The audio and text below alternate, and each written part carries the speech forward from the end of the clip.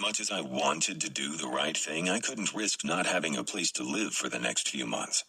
And oddly enough, my decision not to give her an out had nothing to do with wanting a repeat performance from a few weeks ago. I just don't understand why you didn't get more of a notice from the owners of the house you were staying in. Isn't that against the law or something? I dropped my attention to the bedspread and began to pick at an errant thread. It might be, but who knows? I don't think my situation would fall under those rules. Why not? Because I lived with my parents. She was silent for a moment, and it almost made me glance up to survey her expression. But when she started to laugh, I knew I didn't want to see the look on her face. It would be no different than everyone else's when they found out. Wait! She slowed the amusement rolling through her long enough to catch her breath. How old are you? Here we go again. I met her stare, giving her exactly what she wanted to hear. I knew this because it was what everyone wanted, what they expected. There was no reason to give them anything else. It would only ruin their entertainment. 32. And you still live with your parents? Why? I shook my head and glanced around the room. Why not? Free room and board, home-cooked meals, my mom does my laundry. Why else do you think? Something about my response made her still, and when I turned toward her again, I found her eyes on mine, sad and full of guilt. What am I missing, Aaron? Tatum said you're a psychologist. You have your own practice. It's obvious you do well for yourself, so I can't imagine you as the type to mooch off your parents into your 30s. For the first time, I found myself wanting to explain it. I moved back in just before graduate school. I'd racked up a lot in student loans, and even more would follow. Living with them made it easier to study without having to worry about a full-time job to pay the bills, and after graduation, they let me stay while I paid them off. They wanted to help put me through college, but they couldn't afford it. Letting me stay with them was their way of financially helping me. Then why didn't you just say that? Why would I? I fisted my hands to hold back my irritation. She didn't deserve it. As soon as anyone finds out that I still lived in my childhood bedroom, they immediately think I'm lazy or entitled. No one bothers to consider that there might be other reasons why a 30-something-year-old guy would still be at home. Exactly. I would think you'd want to set the record straight. There's no point, Kelsey. I understand what you're saying, but I refuse to defend myself time and time again. People will think what they want anyway. Why waste my time and energy forcing them to see me for who I am, instead of all the assumptions they've made along the way? Her shoulders fell as she leaned forward and took my hand. Is that why you don't tell anyone that you strip for extra cash? Wait, I had to have heard her wrong. What? I'm pretty sure Tatum would have told me that you're a male dancer if she knew. So either you don't tell anyone about your weekend gig, which I would completely understand, or you're not really a stripper, which would make a lot of sense and explain so much. A smile tugged at my lips, burning the muscles in my cheeks as I stared into her eager eyes. My friend works at Boots, Cheryl. She called me that night and told me she needed a favor. I had no idea what she wanted me to do. In fact, I didn't know it would involve taking off my clothes until I walked in and that one girl, Rebecca, the blonde who recognizes me, said something. And what was your reason for playing along? Seemed like a good idea at the time. Gave me a chance to meet a few ladies, possibly get a number or two. Why wouldn't I? She slipped her hand off mine and sat up straight again, as if my admission had physically pushed her away. Listen, about that night, you don't have to say anything. I covered her smooth, warm thigh with my palm, calling her eyes to mine. I won't lie. It was amazing. Hands down, the best night of my entire life. But we had agreed to never see each other again for a reason. No matter how fantastic we were in bed, trying it a second time would never be the same. Oh, I wasn't insinuating we should do it again. Boy, was was my face red. Then, good. Looks like we're on the same page. I stood and took a hesitant step toward the door, hoping she'd tell me to stay, just for one night. The issue was more or less falling into bed while living together, but we weren't roomies quite yet. Anything else you need to tell me? She closed her eyes for a moment, took a deep breath, and then slowly lifted her lids. Nope. See you next weekend. See you then. Chapter 9. Kelsey. This was a bad idea. A very, very bad idea. One I couldn't get out of easily. Had I known who Aaron was when Tatum asked me to let him stay in her old room, I would have said no. Hell, if I'd known I was pregnant when she asked, I would have said no. Now, I was living with my one-night stand, who doubled as my baby's father, and no matter what I did, I couldn't get away from him. Such as right now, at my parents' house for our weekly Sunday barbecue. When he'd caught me getting ready this morning, he'd asked where I was headed. I'd been too busy to contemplate the pathetic look on his face while he sat on the couch, reminding me very much of a puppy being left behind while its owner went out to have fun. Had I given that possibility much thought, I wouldn't have told him. Unfortunately for me, I hadn't. So I told him. After that, I couldn't not invite him along, although in my defense, I'd hoped he'd say no. He didn't. Then again, I probably should have guessed that'd be his answer. Jason and Tatum would be there, and if he still had anything to do with Marlena, he'd know almost everyone in attendance. Really, having him there made more sense than leaving him at the apartment alone all day. He's cute, my mom said while staring at Aaron's profile. She didn't care who was around, who could hear, or even how uncomfortable the things she blurted out made anyone feel. She was who she was, and by this point, there was no changing it. We were on the patio with Tatum and my aunt, Jason's mom. My sister was inside somewhere with one of her kids doing God knew what. Things I'd eventually have to do unless I could find a way to afford a nanny. Shit. Even a poop nanny would be okay. I could handle the rest as long as someone else dealt with the shitty diapers. Well, that and throw up. And drool. Okay, fine. I'd have to have a full-time nanny to handle everything. Or I could let Marlena raise the little booger until it could use a toilet and wipe its own nose. She'd had two, and they were both still breathing, so why not? At least my kid would be in safe hands. Mom nudged me with her elbow, breaking me out of the manic delusions that had taken over my brain. Are you spending time with him? Getting to know him at all? I glanced past the pool to the dock, where Aaron stood next to Jason and my dad around the grill.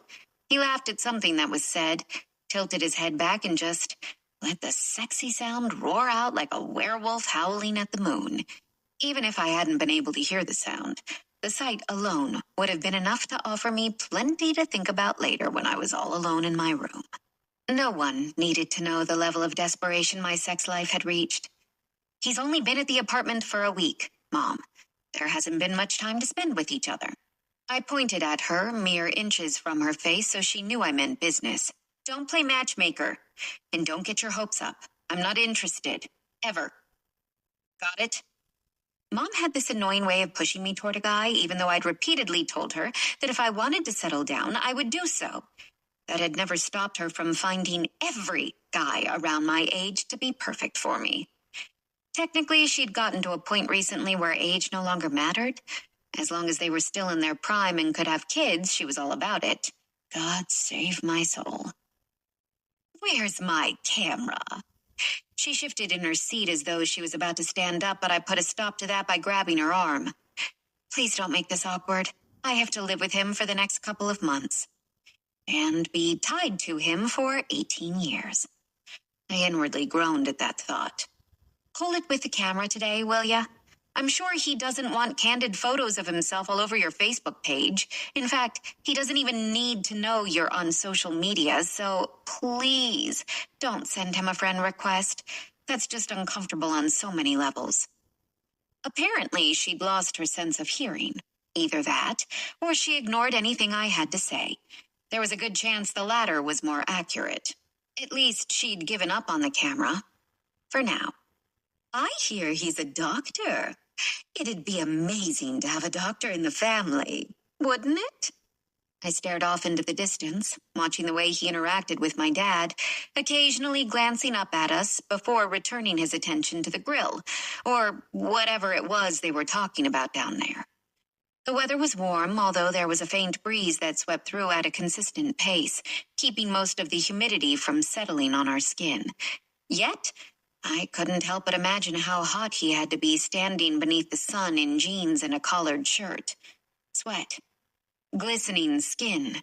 Slick abs. I shook my head, hoping to rid myself of any image that would induce arousal. He's a therapist, I answered before taking my eyes off him, off his smile or the slight jump in his shoulders when he laughed. He appeared so carefree, so uninhibited. Maybe it was the fact that he was around a couple of guys or that he had his best friend with him for comfort. It also appeared I wouldn't be able to escape becoming aroused where he was concerned. Isn't a therapist still a doctor? Clearing my throat, I brought my attention back to my mother, who continued to shamelessly regard the men on the dock. I have no idea, but I assume only psychiatrists would be considered doctors since they prescribe medicine. Her lips quirked to one side, her brows closing in on each other, and then, because she couldn't let anything go, she interrupted Tatum's conversation with my aunt. Didn't you tell me that Aaron's a doctor? For the love of all things, Mom, must you constantly try to prove everyone wrong every chance you get? Tatum, Aunt Lori, and my mom all swung shocked, wide eyes my way. Sure, I could have kept my mouth shut, kept my frustrations to myself, but thanks to the overabundance of hormones in my system, I was powerless to stop it. It was as though my mouth had opened by itself, annoyance lacing every single syllable that flew off my tongue without 1 ounce of consciousness. I just got done telling you that I have no idea, but that I didn't think so. I wasn't arguing with you. I didn't disagree. I specifically said I wasn't sure. So there's no reason to cut in the middle of Tater's conversation just to prove a point. While they continued to blink at me like their eyelids had all synchronized to the same rhythm of surprise, my pulse began to slow. And once that happened, the heat in my face lessened, the fog in my mind thinned, and reality slowly settled over me. These body changes would be the death of me. I couldn't control them. No matter how desperate I was to keep a tight lid on every last one of them, everything either made me cry or caused me to flip out without so much as a warning. And the more frequently it happened, the crazier I started to feel. Sorry, I've been so hormonal lately. My mom's bright eyes widened. Does this mean? No, it doesn't. It did, but I wasn't about to go there now, especially with Aaron here. And why can't you be like every other parent? I'm not in a relationship, not even dating someone. So if I were, I eyed her, refusing to say the word, I'd be a single mother. How could you possibly be excited about that? Lord knew I wasn't. You're the one who refuses to date, refuses to have anything long-term in your life. All I want is a grandchild. Is that too much to ask? I pointed to the slider that led inside. You have 2 in there. Another one. From you. Stop pretending like this is the first time you've heard me say this. Maybe my frustrations with my mom weren't completely pregnancy-induced. After all, this had been going on for quite some time. Her wanting a grandchild from me and my complete lack of desire to give her one weren't new developments. As much as I hate to be the bearer of bad news, I'm starting my period soon. I had Tatum to thank for that one. Her convenient ways of spinning the truth worked out well at times. Go convince Nick and Marlena to pop out another one. Anyway, Mom waved me off, ignoring me like she often did when I didn't tell her what she wanted to hear, and returned her attention to Tatum. Didn't you say he was a doctor? Who? Aaron? Tatum glanced over her shoulder at the men on the dock, likely for nothing more than an excuse to see her husband, based on the glowing blush in her cheeks. Yes, ma'am. Dr. Aaron Bacchus. So he's a psychiatrist, not a psychologist? Am I confusing the two? I asked. disregarding the fact that though I'd just flipped out on my mom for trying to prove a point, it seemed I was guilty of the same thing, although I could easily pass my question off as a desire to broaden my intelligence. Neither. He's a neuropsychologist. Tatum must have been in her own world if she didn't recognize the 3 pairs of blinking eyes set on her. Finally, she chose to explain without being prompted. It has something to do with the brain and head trauma, I think. But don't hold me to it. I could be way off. I just know it's super scientific. It both baffled and intrigued me as to why he hadn't admitted that, choosing to almost downplay his profession for some unknown reason. He'd discussed his practice, and on Wednesday he'd come home late because of some consultation he'd had at the hospital. Then again, I hadn't asked, so I couldn't be that surprised to be hearing of this for the first time. Wow, Mom whispered. Technically, it was more of a swoon than of a whisper. He sounds like he's really smart. That's when the nudging started all over again, reminding me once more that I should never sit next to her. Looks and brains, Kelsey. He sounds like a winner. And you sound like a shoo-in for the host of The Price is Right meets Love Connection. Either way, I'm not interested. Which I wasn't. Except for when I found myself alone in my bed recalling all the things he'd done to my body. These damn hormones. I'm not saying go out and have his baby or anything. Mom didn't get a chance to finish her sentence because Tatum started to choke. She turned to Tatum and asked, "Are you all right? Did you swallow a fly?" "Yes, Mother," I droned, utter sarcasm dripping like honey. I hear it's a vicious cycle after that. If she makes it to the goat, I'm out. At some point, they all stopped and glared, likely for nothing more than an excuse to see her husband, based on the glowing blush in her cheeks. "Yes, ma'am. Dr. Aaron Bacchus." "So he's a psychiatrist, not a psychologist? Am I confusing the two?" I asked, disregarding the fact that though I'd just flipped out on my mom for trying to prove a point, it seemed I was guilty of the same thing, although I could easily pass my question off as a desire to broaden my intelligence. Neither. He's a neuropsychologist. Tatum must have been in her own world if she didn't recognize the 3 pairs of blinking eyes set on her. Finally, she chose to explain without being prompted. It has something to do with the brain and head trauma, I think. But don't hold me to it. I could be way off. I just know it's super scientific. It both baffled and intrigued me as to why he hadn't admitted that, choosing to almost downplay his profession for some unknown reason. He'd discussed his practice, and on Wednesday he'd come home late because of some consultation he'd had at the hospital. Then again, I hadn't asked, so I couldn't be that surprised to be hearing of this for the first time. Wow, Mom whispered. Technically, it was more of a swoon than of a whisper. He sounds like he's really smart. That's when the nudging started all over again, reminding me once more that I should never sit next to her. Looks and brains, Kelsey. He sounds like a winner. And you sound like a shoo-in for the host of The Price is Right meets Love Connection. Either way, I'm not interested. Which I wasn't. Except for when I found myself alone in my bed recalling all the things he'd done to my body. These damn hormones. I'm not saying go out and have his baby or anything.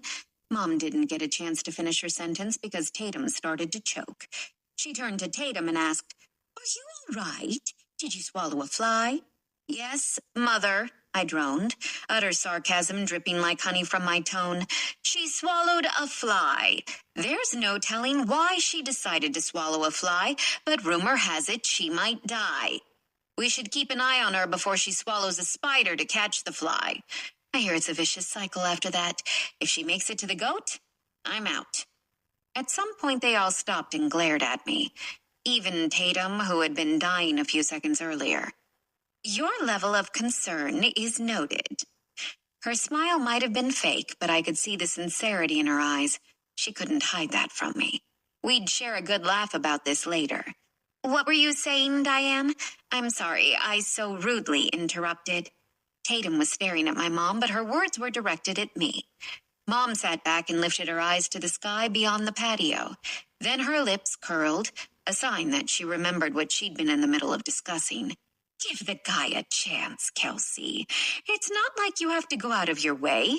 He's living with you for Pete's sake. I'm well aware of his living situation, Mom, but thanks for the reminder. All I'm saying is, it'd be nice if you spend some time with him. Got to know him a little better.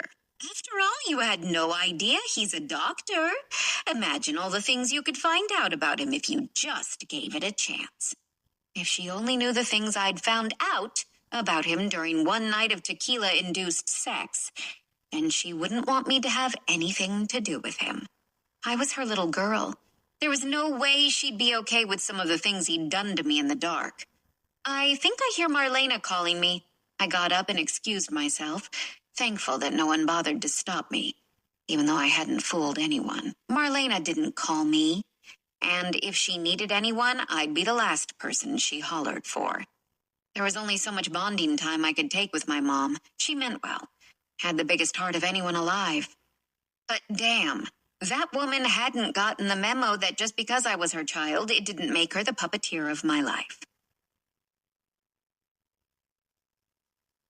Why didn't you tell me you're a doctor? I asked, as soon as we were in the car buckling our seatbelts. Aaron had pitched a fit because I wouldn't let him drive to my parents' house. Something about how a man in the passenger seat was equivalent to castration. I'd ignored most of it, so I wasn't exactly sure what his issue was. But at least he didn't seem to have it on our way home. Considering I was in a white coat the first time you saw me, I guess I didn't think it was necessary to bring up. How was I supposed to know you didn't think I was a doctor? The way he fidgeted with the strap across his chest and kept his attention out the window, he appeared nervous. I didn't understand why, though. Well, I was under the impression you were a stripper at that point, and when I found out it was all a ruse to get laid, It wasn't a ruse to get laid. I already told you this. Fine. To get a few numbers. Better? I glanced to the side and noted his awkward nod, as if agreeing to that somehow made him feel like crap. Which, again, made no sense, considering he was the one who'd admitted that part to me. Regardless, once I found out you aren't a stripper, the white coat was the last thing on my mind. It hasn't come up, and there hasn't been a need to give you my credentials or educational background. I guess I could have given you my business card, but I didn't see a reason to. He had a point, even if I didn't like the way it was delivered.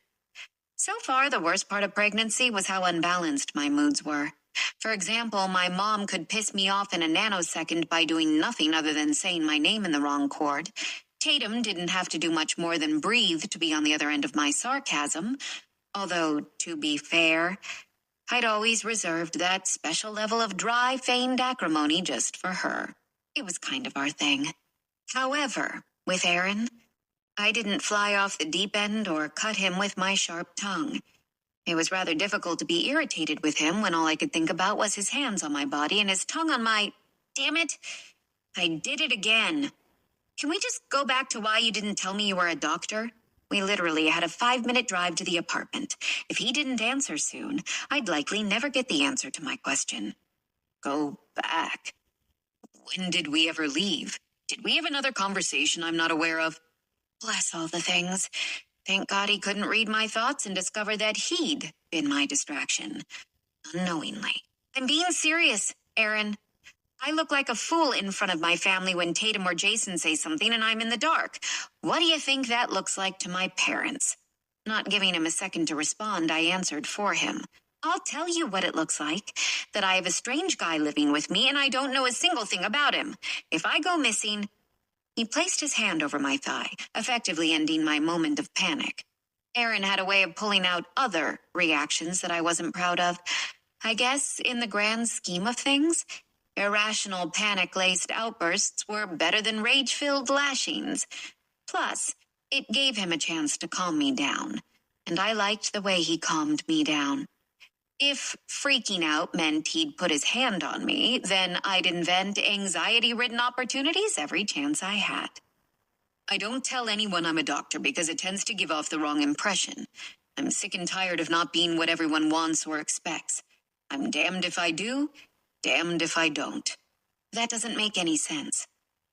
He sighed as I pulled the car into the parking lot of my complex. I worried this conversation would be over, but when he didn't budge from his seat, I began to think I just might get the answers I sought without having to resort to throwing a tantrum. People hear doctor, and the first thing that comes to mind is Grey's Anatomy. He cut his eyes at me, making a point. So, TV has ruined us. Not all doctors are super sexy surgeons. An infectious grin brightened his face. He closed his eyes, tucked his chin as if embarrassed, and shook his head slowly. Oddly enough, it was hot as hell, the way he timidly gathered his thoughts before saying, "That's just it, Kelsey. Just like we're not all surgeons, we're not all medical physicians either." Okay, now you're really confusing me. Instead of responding, he opened the car door and slid out. It took me a second or two, but I eventually followed after shutting off the engine, and while I fell in line behind him on the stairs and then down the hallway to our apartment, I wondered if I'd ever get a response to my question. I pressed my back against the door and locked my eyes with his so he couldn't mistake the seriousness of my next words. "I'll only let you inside if you answer me. And I want a real answer, not some stupid bullshit about stereotypes." With an even bigger smile than the one he'd worn in the car, he slipped his keys from his pocket and stepped into me. His closeness was almost more than I could handle, and as soon as he had his arms wound around my waist, it took everything in me not to jump him right then and there, where anyone could see. But all that vanished when the door behind me opened. I would have fallen on my ass had he not held me against him, and I couldn't push away fast enough. I didn't care to let him know just how badly I wanted a repeat of the night our little bean had been conceived. Well, without the conception part. I was ready to go to my room, lock myself inside like I'd done for most of the week since he'd moved in. Yet, Aaron stopped me.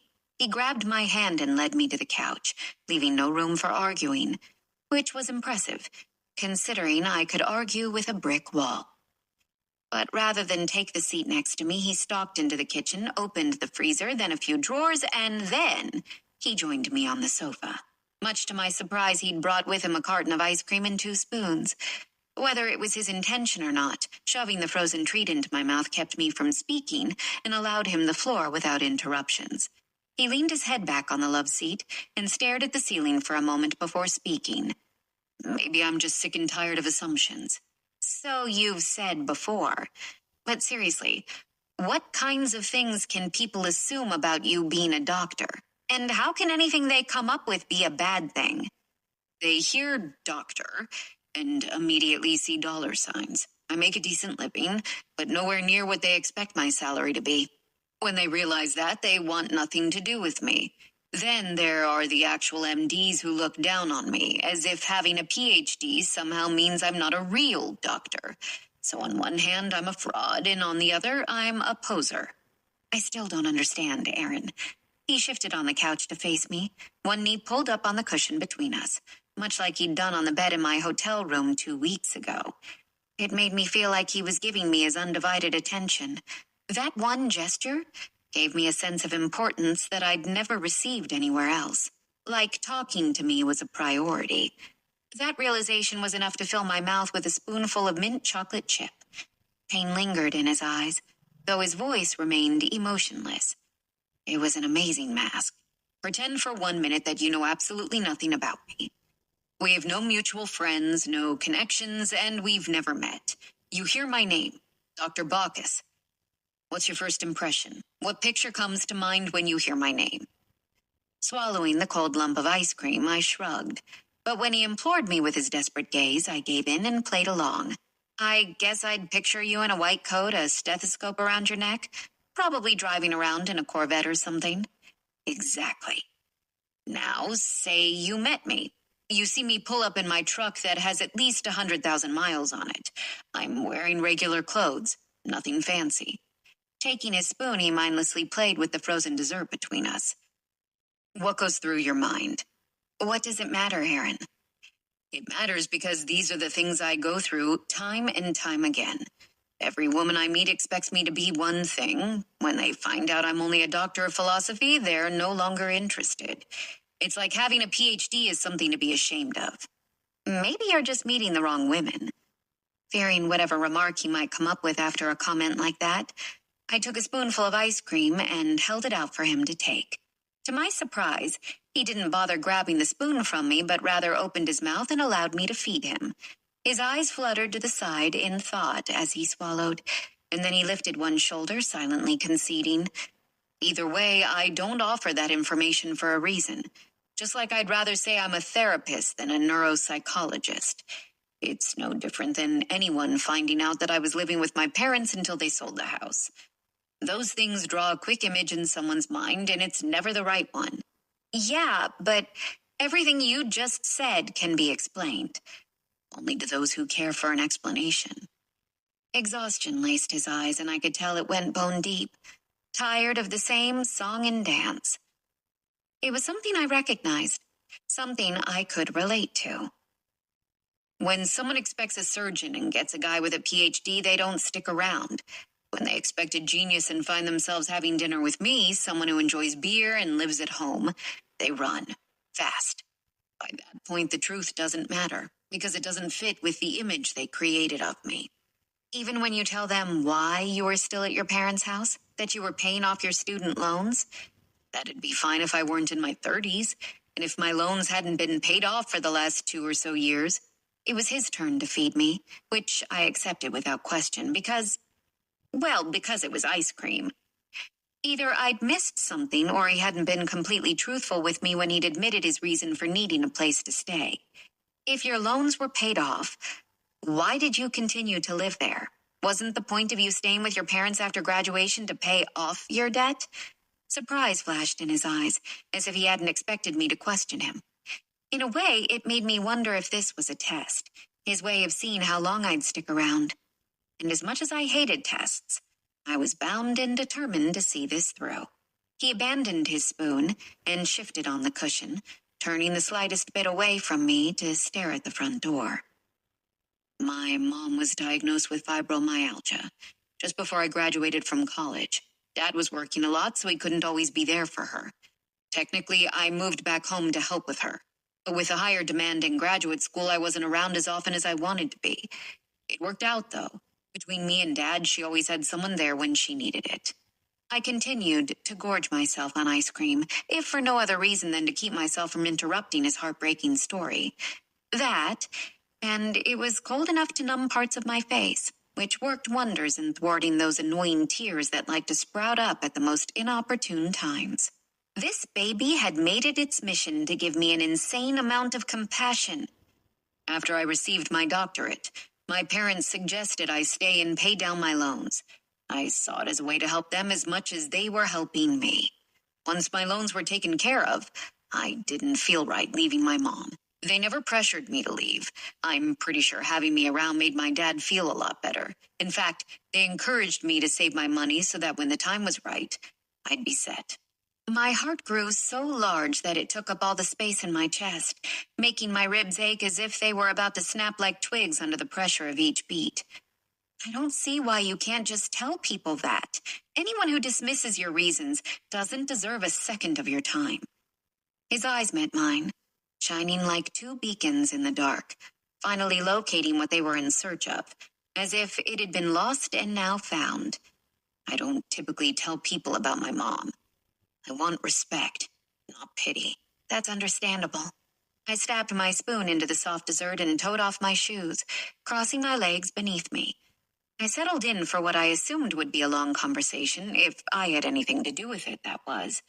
"Well, they sold the house and kicked you out. That's a good sign for your mom, right?" "Yeah. She's doing much better. That and Dad finally retired, so now he can be there for her when she needs it. In all honesty, it worked out for the best. It's about time I started living my own life, you know?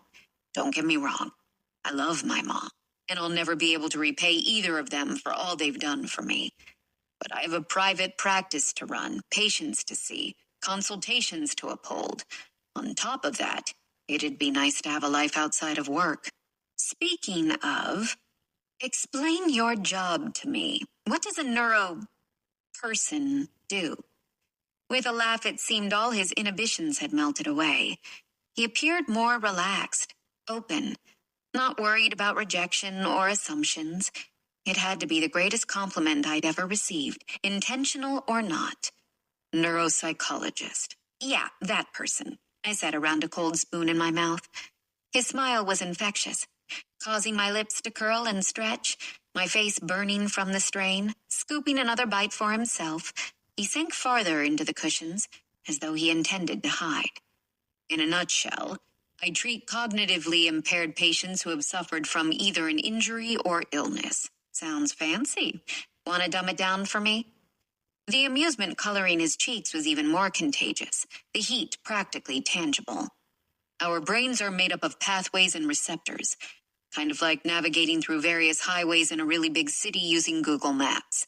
Well, when someone sustains any type of severe head trauma or suffers from an illness affecting the brain, it can cause all sorts of issues that interfere with those pathways.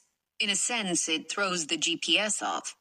Have you ever seen the map move you off the road you're on and try to reroute you 1,000 times? It's like that. Oh, damn. I was convinced this man could make the encyclopedia sound interesting. Yeah, and none of it shows up on a scan.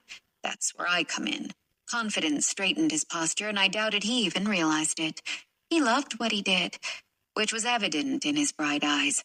I evaluate the patient, perform routine tests, and then I help come up with a treatment plan to get the person back to normal, or as close to it as we can. So, you're like really super smart, huh? And I sound really super dumb. That's all in the way you look at it. And humble. I slowly bobbed my head, spoon turned upside down and hanging out of my mouth. Good to know. Easy laughter seeped past his smiling lips as he reached for more of the mint chocolate chip goodness. I enjoy what I do. It gives me a sense of purpose and it pays the bills, which is always nice. I've managed to save enough money over the last several years to either buy a house outright or put enough down to have it paid off quickly. Oh, I almost forgot. I passed the carton of ice cream to Aaron and jumped up to grab my laptop from my room.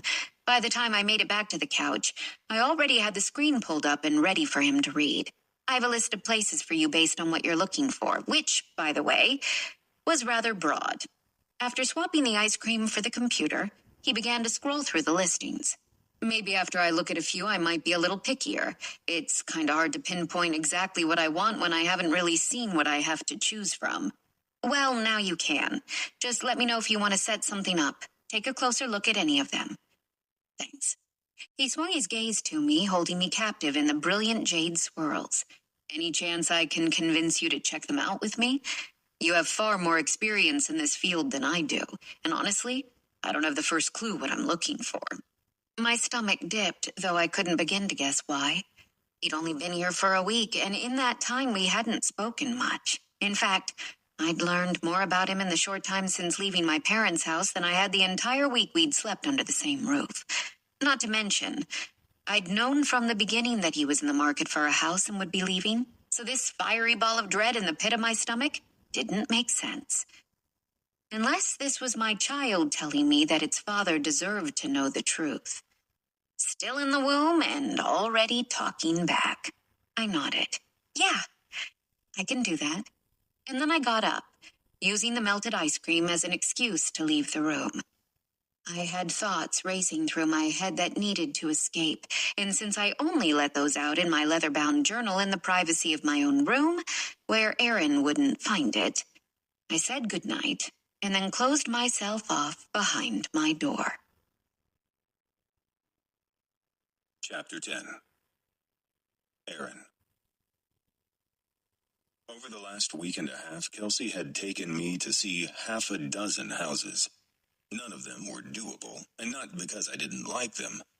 She had something to say about every last one. I began to wonder why she had picked them out in the first place, but I kept that to myself. Me. We're still going to check out that listing after work, right? There was one she'd found and wanted to show me, so we'd made plans to see it this evening. But now that we were less than an hour away and I hadn't heard from her at all, I became worried she'd forgotten. Or I'd gotten the days mixed up. There was a small chance I'd texted her just because I wanted to talk to her, but I planned to ignore that possibility. Kelsey. Yes, except I might be late. We should just meet at the apartment. Me. Late? What have you been doing all day? Kelsey. Standing on a street corner hoping to make a few extra bucks. You know, same thing, different day. I laughed so loudly I expected Noelle to come into my office and see what was going on. Thankfully, she didn't. And I hoped that meant she was finishing up with the last patient so we could leave and I could see this amazing house Kelsey had picked out. Kelsey. It's called work, asshole. These houses don't stage themselves. Me. Clearly, because you'd be out of a job. Ever since our chat after lunch at her parents' house, things had been easy between us. Good. Fun, even. There were times I had to stop and remind myself that we hadn't known each other for years, or that we weren't in a long-term relationship. That's how comfortable I felt around her. And while there were moments that it frightened me, because I knew it wasn't real and would end at some point, regardless if I wanted it to or not, there were others that left me in a constant state of bliss. I was fully aware of how delusional I was. Her response left me puzzled. There was a sock emoji, followed by it, but I couldn't figure out what sock it meant. I'd only ever heard that used in the phrase sock it to me, and the longer I stared at her message, the more confused I became. Me. What does sock it mean? Dots appeared and then went away, several times. As if she'd start typing and then change her mind only to start all over again. It about drove me insane, and if it went on for much longer, I'd be late meeting her due to wasting time watching her dancing dots on the screen. Finally, a full message came through. Kelsey. I wrote, suck it. Kelsey. Apparently my phone changed suck to sock. Me. I guess it sucks to be you. LOL. Her only response was a rolling-eyed emoji. Regardless of what she had come back with, I couldn't stop laughing. And in the end, it eventually caught Noelle's attention. She knocked on the door, but in Noelle fashion, she didn't bother to wait for an invite and just waltzed in. She tapped her lips with her fingers and hummed, glancing around the room. Hey, boss. You do know there's no one in here, right? I raised one brow and fought to contain my laughter. Yes, I realized that. I was just texting with Kelsey, and I said something funny. Did she laugh? Probably. It was really funny. I proceeded to read it to her, but her face remained blank. You wouldn't know humor if it slapped you in the face. Keep telling yourself that. She could lie all she wanted, but I didn't miss the faint grin that was seen more in her eyes than on her mouth. Anyway, everything's taken care of up front, and you're all set up for the morning. Don't forget I'll be late. I have yet another doctor's appointment, but I'll be here as soon as it's over. I'd known Noelle for a while, and one of the things I hated most for her was her battle to get pregnant. It had taken a while before she'd opened up to me about her and Pete's struggles to have a baby and how long they'd been trying. And ever since she'd told me about it, I ached for them. If anyone on this planet deserved a baby, it was them. No worries. If I fuck something up, I know you'll fix it when you get in. She smiled and rolled her eyes, a soft giggle escaping her as she shook her head. And knowing you, there'll be a lot for me to fix. Just please stay away from the fax machine and the copier. Last time you tried to help out, we had to go without both for days before I could get someone in to repair them.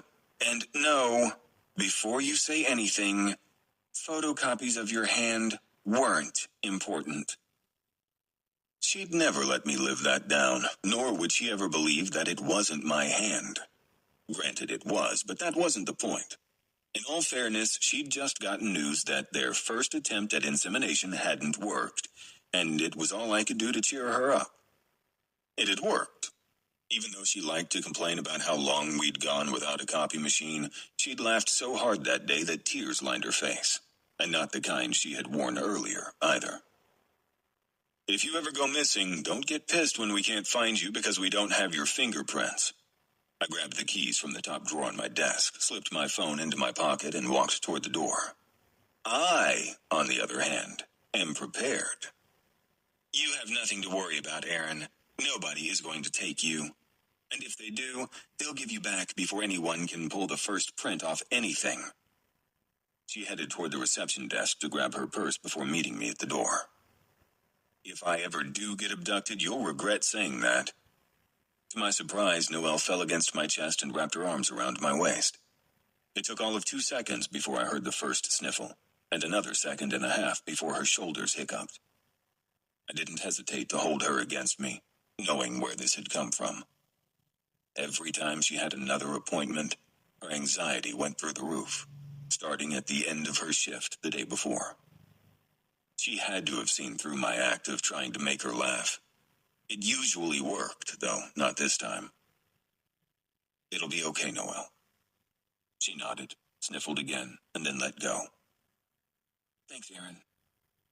And without glancing at me, she opened the door and walked out, leaving me behind to lock up, which was fine by me. But I hated seeing her so broken. I'd never had a little sister, until I'd met Noelle. I opened the bathroom door to let the steam out of my shower and found Kelsey sitting on the couch. Oddly enough, the TV wasn't on, and she didn't seem to be on the phone. I hesitated at first, but then I thought, screw it. What's up, Buttercup? I asked, taking the cushion next to her. She glared at me, though I could tell it wasn't sincere. Nothing. She huffed and glanced to the ceiling, eventually giving up on being vague, since she'd learned by now that it didn't work on me. I'm just not ready for bed. But I don't have anything to do, and there's nothing good on TV. I grabbed her ankles and pulled on her legs until her feet rested in my lap. At first, it surprised her. Hell, it surprised me, too. I wasn't a fan of touching anyone's feet. Yet I did so with hers, without an ounce of thought. And before I could talk myself out of it, I began rubbing the arch on one, stretching out the muscle, which made her groan. And then I never wanted to stop touching them, hoping to pull every erotic sound from her that I could with nothing more than my hands on her feet. If I couldn't have her any other way, I'd take what I could get. And if this was all I could get, I'd take it without a single complaint. Okay, so let's talk. I pushed away any thoughts I had about the noises she made and tried to concentrate on a topic that could keep her talking. When are you going to find me a house that we both agree on? The one we'd gone to look at today was supposed to be a good one she had picked out. Yet once we were inside, it wasn't good enough. This time, the moldings were the issue, which, in all honesty, was a ridiculous reason to turn it away. Cosmetic things could always be changed. But she'd convinced me that I didn't want a house that I'd end up having to dump time and money into to update. I'd begun to believe I'd never find anything good enough for Kelsey Peterson. I'm starting to question if you're trying to make me stay. It was a joke, but it was clear it freaked her out. Rather than give in, though, I gripped her foot tighter and said, "But we both know that's crazy. I wouldn't be surprised if you kept a calendar tracking just how much longer I'll be here." At least that earned me a smile. "No, nothing like that. You're not bad to live with. You clean up after yourself and you cook me dinner. Granted, it's nothing like what Tatum used to make, but I can't fault you for that. She's a trained chef, and I personally like your fish sticks." There was a chance that hadn't been meant as a compliment, and even if it was, it wasn't a very big one. But that didn't stop me from taking an incredible amount of pride from it. "Maybe you should tell some of your friends how good I am to have around." I really wished she'd see that and want me to stay, but I wasn't about to go there. No need to scare her off and ruin whatever this was we had going on. "My friends will break your heart, Aaron. Trust me, you don't want them." At this point, I'll take anything. That likely made me look desperate. Oh, what the hell did I care? I was desperate. I knew it, she knew it. The fucking postman probably knew it too. No point in hiding or pretending I was anyone but me. Nah, you don't want a bitch. You're too good for that. She chewed on the inside of her cheek for a moment before returning her gaze to my face. What are you looking for, Aaron?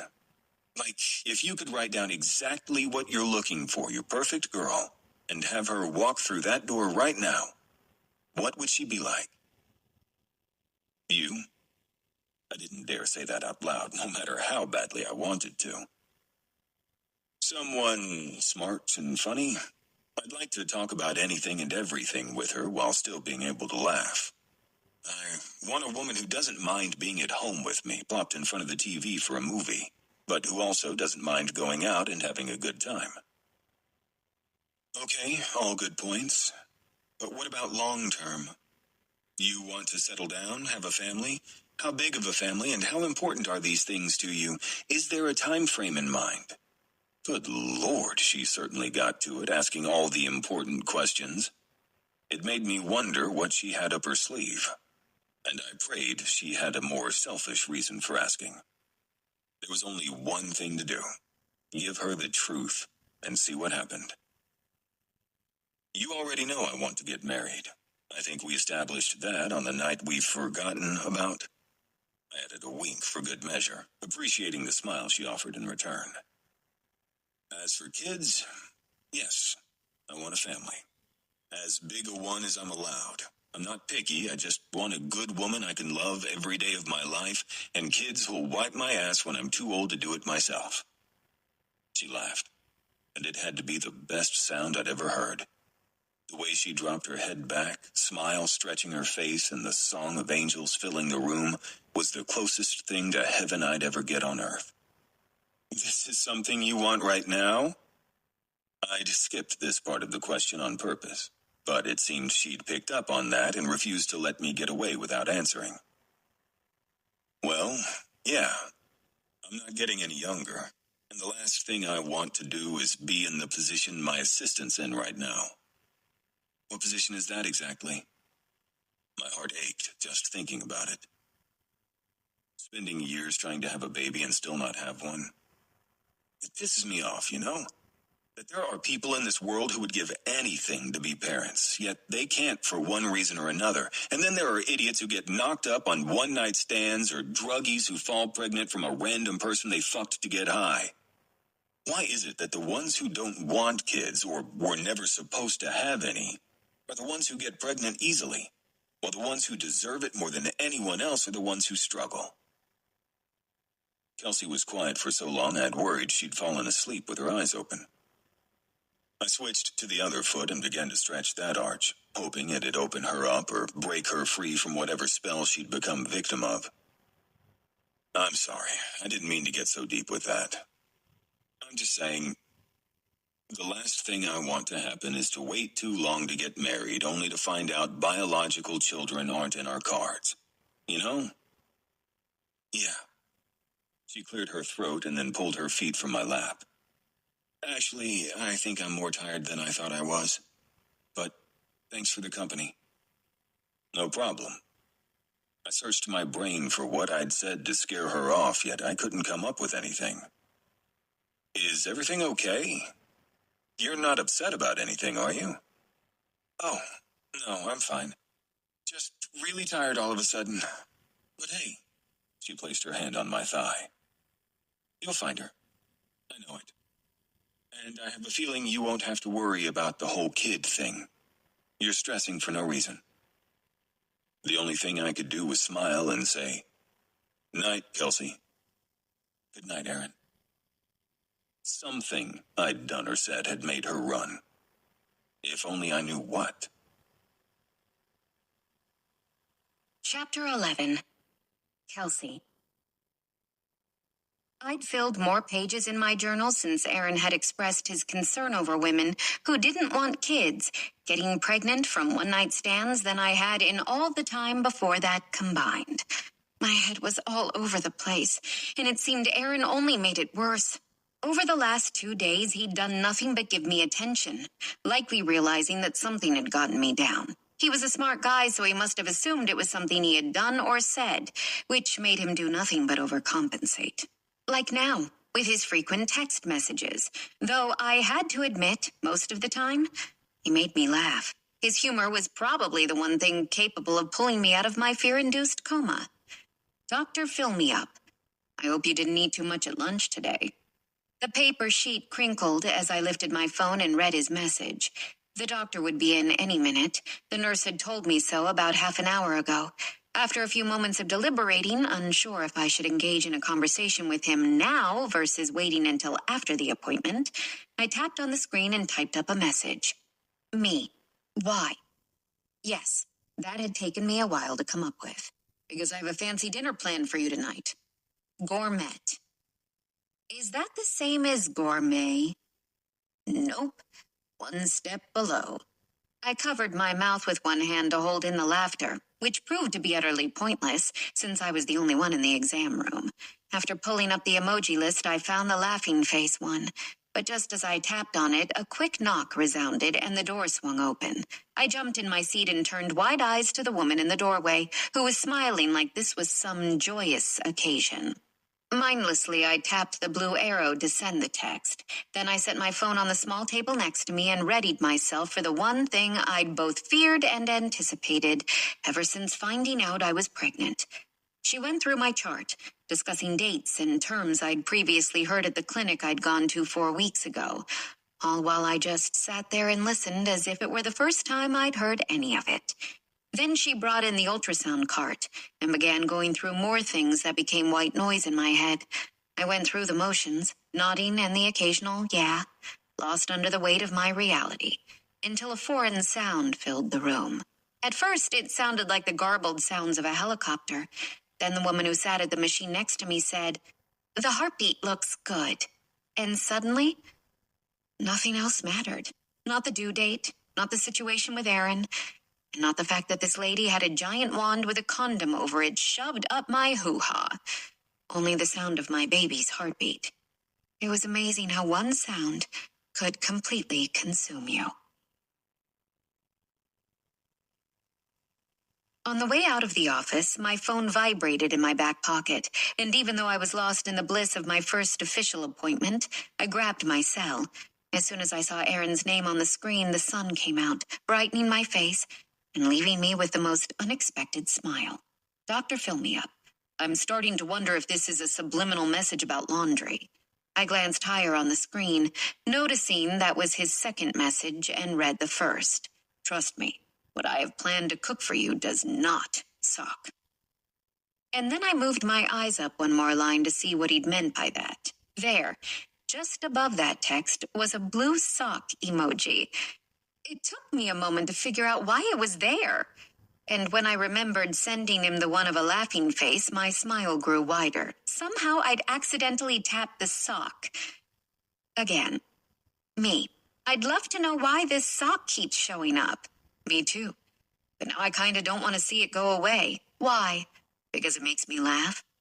And just for that, I sent it to him again. I dropped my purse onto the couch, stepped out of my shoes, which killed my feet, and made my way into the kitchen where Aaron stood in front of the stove, a mouth-watering aroma filling the room. Sidling up next to him, I couldn't help but laugh. At him.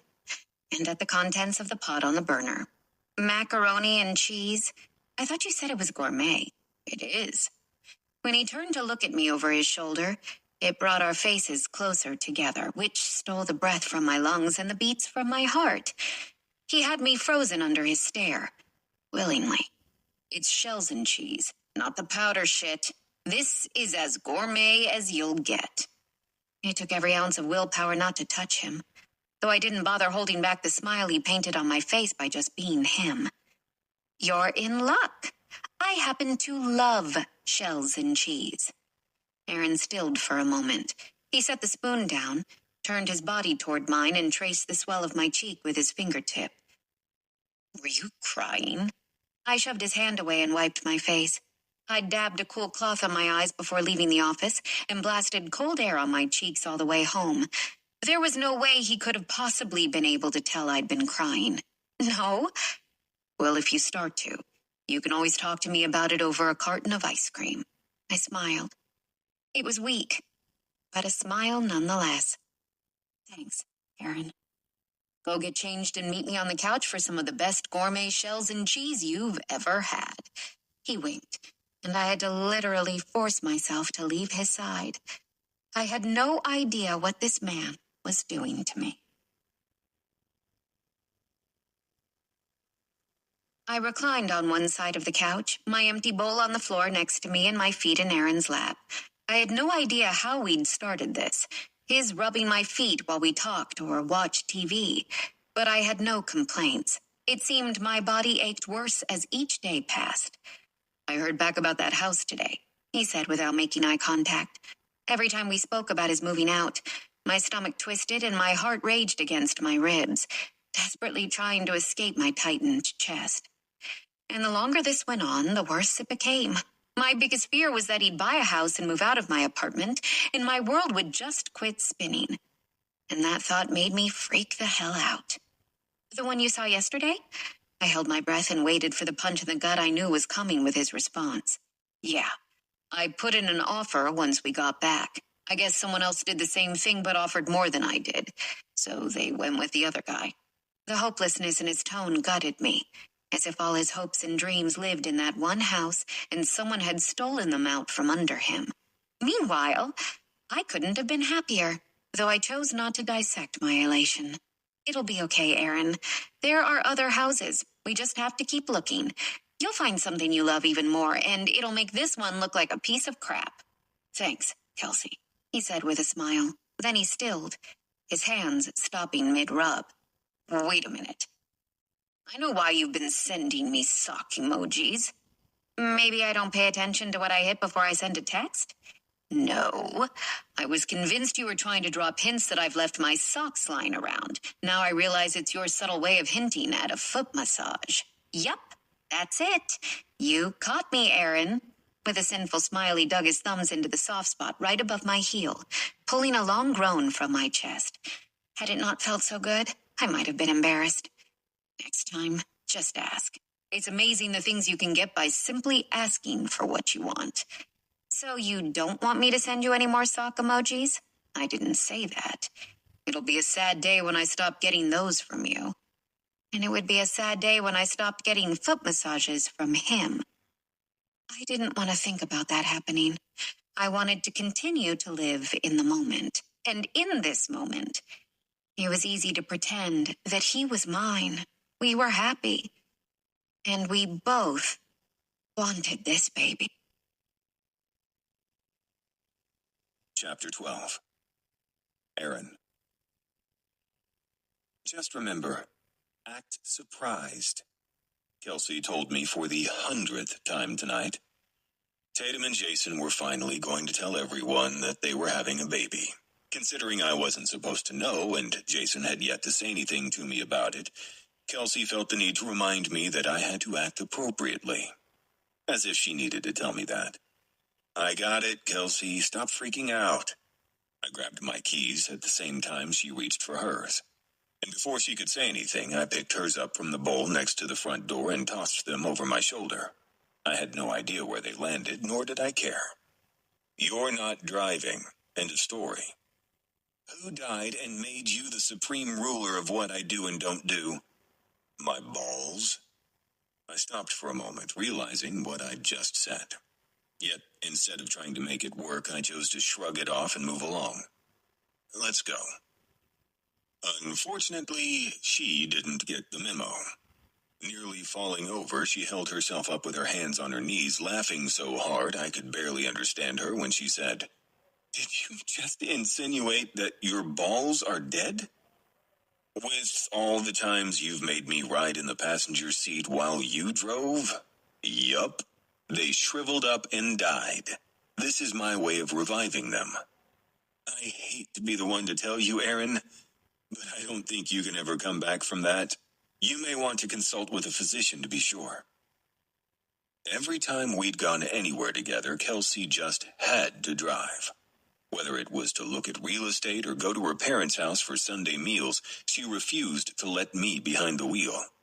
Well, it was time to take charge, no matter what opinion I'd given her regarding my testicles.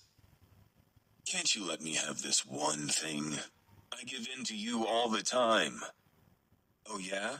She cocked her head, that ridiculous, satisfied smirk on her lips. When? 2 nights ago. I wanted Chinese. You told me the smell of egg rolls made you sick, so we ate pizza instead. Last weekend, when we went over to Jason and Tatum's place, I wanted to stop on the way and grab a 12-pack. You told me we didn't have time to do that, and hit the bakery before it closed. Guess who drank water all night? I pointed to myself. And guess who munched on cookies? I pointed to her. I wouldn't consider that you giving in to me. I'd call it me being better at negotiating than you. Oh, she was about to see who was better at what. I grabbed her wrist, and she reluctantly followed me out of the apartment. We're taking my truck, and I'm driving. If you don't like it, then you can drive yourself and follow me there. Fine. She tried to get away, but I refused to release her. I'll drive myself. Please, Kelsey. It was almost a whine, and I was almost embarrassed by it. Almost. Why is it such a big deal who drives? I grew up with my dad always behind the wheel anytime he and my mom were in the same vehicle. He opened her doors, let her into a room first. It's how I was raised. For me, it's a masculinity thing. Maybe it's stupid to you, but it's not to me. My heart pounded against my sternum as I waited for some sort of reaction from her. Anything. I would have taken her laughing in my face right about now, just as long as the suspense was over. Instead of speaking right away, she pressed her hand against my chest and stepped forward, closing the space between us. I'm sorry, Aaron. I didn't know it meant this much to you. I'm just used to driving everywhere. I believed her reasons went beyond habit or what she was used to.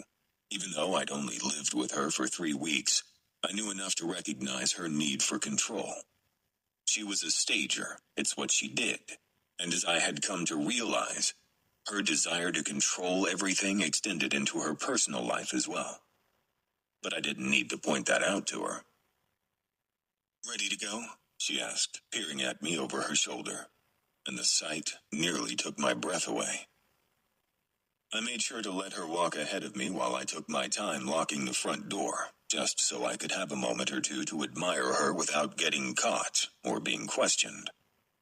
Her plain, light pink dress hit her mid-thigh, and all I could think about was how those legs had felt wrapped around me. How soft her inner thighs were against my lips, and how perfectly I had fit between them.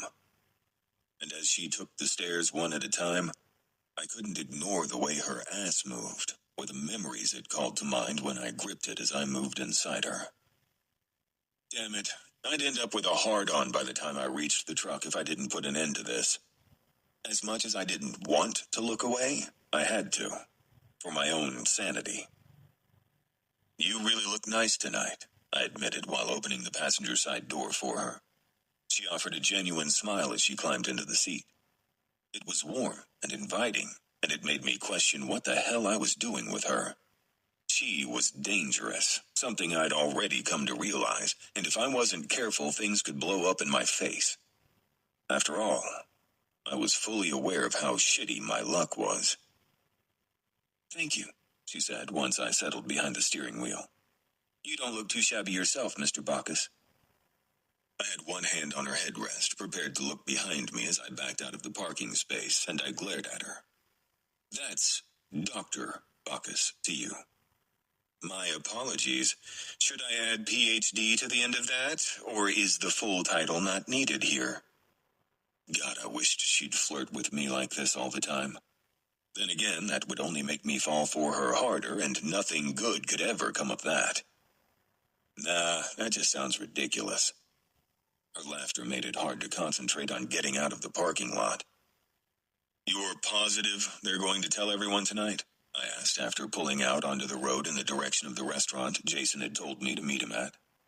What happens if they don't announce it? They're definitely telling us at dinner. Trust me, Tatum's been freaking out about it since last weekend. And if they guess, for any reason at all, that you already knew prior to them saying anything, you better not tell them I told you. She could be scary when she wanted to be.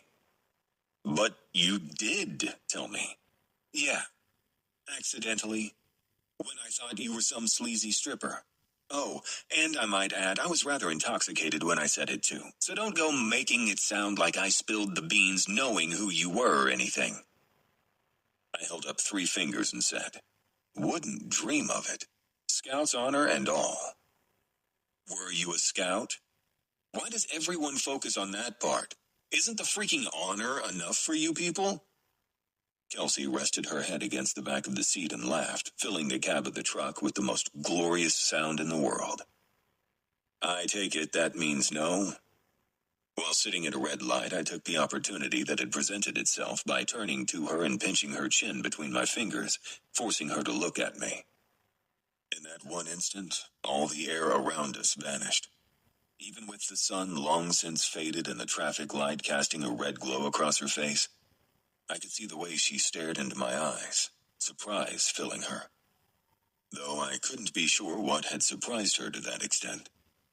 Unable to handle the intensity much longer, I smiled and added, a scout never tells. Are you confusing Boy Scouts with Freemasonry? Thank God her teasing nature returned without all the awkwardness that I'd invited into our bubble by touching her. Because I don't think it's much of a secret who's in the Scouts. I could be wrong, though. Maybe those green shorts and stiff-looking tan shirts are simply a ruse to keep us normal folk from discovering who the real members of the troop are. Damn. I shook my head and pulled into the right lane, getting ready to turn into the restaurant up ahead. You know what that means, right? Now you're gonna have to kill me? Yup. Which is a darn shame because you were really starting to grow on me. Aww. She patted me on the arm as I made the turn into the parking lot. That's sweet. You were growing on me too. Like mold on a strawberry, all fuzzy and infectious-like. After parking, I reached to the side to unbuckle my seatbelt, but stilled while facing her, catching her attention. For your information, mold is used in antibiotics. It heals. So if you think about it, maybe this was fate. Her forehead creased as she narrowed her gaze, questioning me without speaking. Your stripper not showing up, me inadvertently filling in for him, Tatum not going to her own party, making you take her place as the bachelorette, then finding out that we actually know each other after you agreed to let me move in. See? Fate. So what you're saying is, it was our destiny to have sex that night? If you want to get all philosophical, then yeah, it's quite possible. I cocked my head to the side and held her stare for a moment, dramatically contemplating a thought. Although, we were supposed to pretend that night never happened. Kinda hard to do when you keep bringing it up. You said it was fate. I'm just trying to figure out how that makes sense. I'm your penicillin. I'm here to heal you. How I kept a straight face was beyond me, but once she cracked a smile, I lost the will to hold back and let the laughter out. She shoved against my arm and opened her door. You're so lame. As if walking into a restaurant with everyone already seated at the table wasn't awkward enough, try walking in with smiles on your faces, an inside joke clear to all the outsiders. It was amazing how quickly everyone quieted down and interrogated us with silent stares. For someone who's annoyingly on time to everything, you're the last one to arrive, Tatum teased, laughing at Kelsey, who suddenly resembled a deer caught in headlights. Hurry up and sit down. I told them to give us a few minutes for the drink order, so they should be back soon. There were 2 empty seats at the table side by side, and as I helped Kelsey into one of them, Jason started the introductions. Not sure if you remember Rebecca or not, but she's one of Tatum's friends. She's the one who made our wedding cake. The blonde glared up at me, obviously still not convinced that I wasn't Dr. Fill Me Up. Next to her is Carrie and then Amanda, also friends of Tatum. It's about time you showed up so I can finally have a friend at the table. I pushed Kelsey's chair in with a laugh and a slight head shake rather than a rebuttal that might well get me kicked out. At the very least, it'd make Kelsey's family think twice about allowing me to come over on Sundays. What would you like? With a cocktail menu in hand, I leaned closer to Kelsey, as if asking her what beverage she wanted was some kind of secret. Regardless, I liked the way it felt to be this close to her, to be able to get a hit of her intoxicating scent without making it obvious. And at this juncture, I didn't give a rat's ass who had what to say about it. Let them assume. Hell, I was used to it. I'll just take water. I swung my eyes from the list of specialty cocktails to her, not caring that I had to stare at her profile while she studied the entree section in front of her. I'm driving, so you can have whatever you want. She tilted her head just enough to meet my gaze and smile, and then she returned her attention to the paper in her hands. That's okay. Thanks, though. You sure? You only want water? Finally, she set the menu down and turned in her seat to face me. Yes, Aaron, I have to work tomorrow, not to mention I'm not much of a drinker. But if you'd like something, don't let me stop you. I'm driving. I bet you're wishing you had let me drive, huh? That's okay, though. I'm sure I can handle your truck. I've handled bigger things before. Never gonna happen. I raised my brows, eyes opening wider to make my point known. She shrugged, acting as if it didn't bother her. However, her eyes told a different story. They gave away all her secrets, and I would bet my last dollar she had no idea. Like right now, her lids lowered just enough to shield her without taking away her ability to see. I'd seen it that first night while standing outside Boots, just before I took her home. Back then, I didn't have the faintest idea what it meant. But now, I recognize it for what it was. Her protecting herself from pain or rejection. It was impossible to guess why she'd reacted that way, though that didn't stop me from making it right. When the waiter came to the table for our drink order, I asked for a glass of water with extra ice for Kelsey. I'd only needed to hear the ice maker at home so many times before I'd picked up on her desire for really cold water, and a rum and coke for me. Do I need to ask someone for a ride home now, or just wait to see how many you have tonight?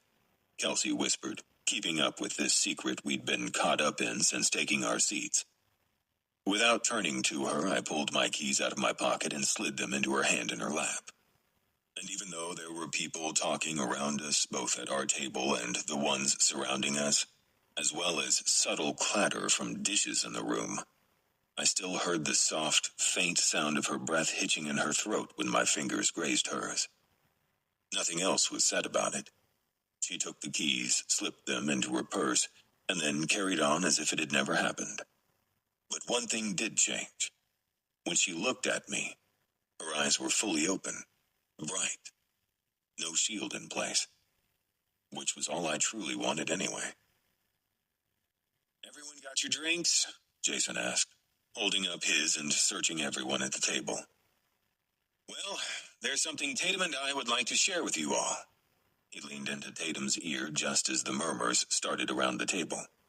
Kelsey nudged me, whispering, "Act surprised," to which I simply rolled my eyes and smiled. But when I took a second to notice her, I couldn't miss the hesitancy on her face. And it made me wonder if I had missed something. And to get the answer to that, I kept my attention set on her as Jason and Tatum continued from across the table. It's much sooner than we'd planned, but Tatum and I are thrilled to announce that we're having a baby. Instantly, gasps rang out, mixed with a few squeals and, of course, the abundance of congratulations from nearly everyone at the table. I was supposed to act surprised, and I was. Because as I regarded Kelsey, nothing surprised me more than the soft, heartbreaking expression on her face. The simple smile meant to brighten a room didn't even offer a spark. and the excitement I'd expected to roll off her like waves on a beach didn't exist. I followed her line of sight and watched the scene unfold, learning more about her in that moment than I'd ever thought possible. Her aunt regarded Jason and Tatum with bright, glistening eyes, fingertips covering a heartfelt smile. Complete and utter happiness filled her entire face. Next to her, Kelsey's mom had a very different reaction. Excited, yes. Surprised, absolutely. However, there was an overwhelming sense of pride I hadn't anticipated. Almost a personal interest. It was something I would have expected had it been her own daughter sharing that kind of news, not her nephew and his wife. The concept of a tight-knit, loving family was not lost on me, but this seemed to go beyond that. When I turned my attention to Kelsey's dad, I found him sharing in the celebration with Jason. I understood that. Jason's dad wasn't around, and his stepdad, the one who had basically raised him, had passed away last year. So his uncle was the next best thing. And from what I knew, Kelsey didn't have any brothers, which meant Jason would have been the closest thing Fred had to a son. Still, it seemed odd to show that much excitement. Then again, I'd only been around the family a few times, so this may very well have been normal for them. Marlena, Nick, and Tatum's friends all celebrated, sharing smiles and patting the parents to be on the back if they could reach, clapping if they couldn't. Yet when I made it around the entire table, returning my attention to Kelsey, all the pieces fell into place. Maybe this was how their family reacted to happy news, no matter who it came from. But the small smile on Kelsey's lips, coupled with her glistening eyes, told me it wasn't. It was a conclusion that deepened along with the lines on her brow when her mother exclaimed, "It's about time we get another baby in the family." I moved my hand from my lap to Kelsey's, keeping my eye on her as I laced our fingers together. She stilled for a moment, yet she didn't reject my advances. And when her sister announced, "See, Kelsey, now you don't need to get knocked up. Mom's happy." She squeezed my hand as though Marlena's words were a physical dagger lodged deep in her chest. There had to be a way out. Some reason that would excuse us from the table, if not from dinner completely. It was a shitty thing to do, with Jason being my best friend and Tatum being Kelsey's.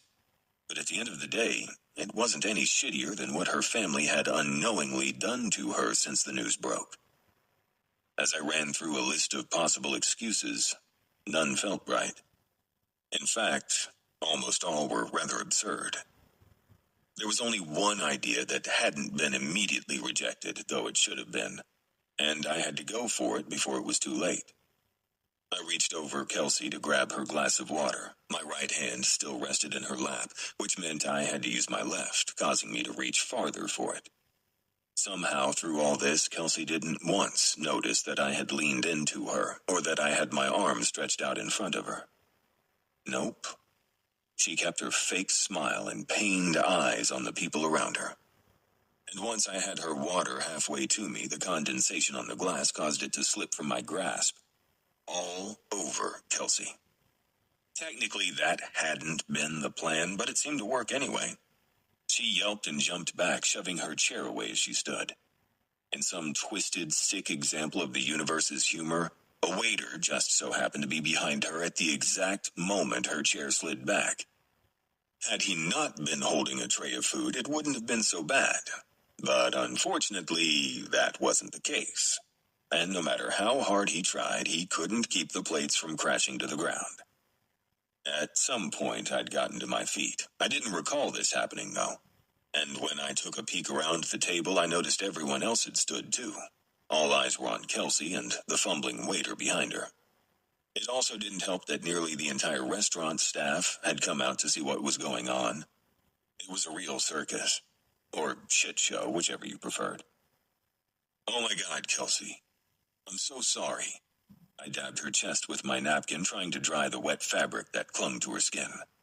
She pushed my hand away and scanned the circle around us, stomping on every one of her family members and friends, who stood gawking at her. Then she lifted her chin to meet my eyes. "What the hell? I'm sorry. I didn't mean..." I shook my head and tossed the napkin to the table. I think I have a t-shirt or something in the truck. At the very least, I know my coat's in there. Really, Aaron? I'm in a dress. Your shirt won't do jack for me, and wearing your lab coat over this will make me look more stupid than I already do. It was amazing how she could lecture me with such sternness without once raising her voice. Anyone watching us right now would think we were in the middle of a very calm and rational conversation. Then let's go. She glanced around the table again, but this time when her eyes met mine, gratitude outshone the terror from earlier. Tatum and Jason just shared really big news, she said, louder than last time. I don't want to miss the celebration. Don't worry about us, Kels. Tatum met her friend with sincerity. We know you're happy for us, and we know you wouldn't leave if you hadn't taken a bath at the table. Honestly, you won't hurt our feelings.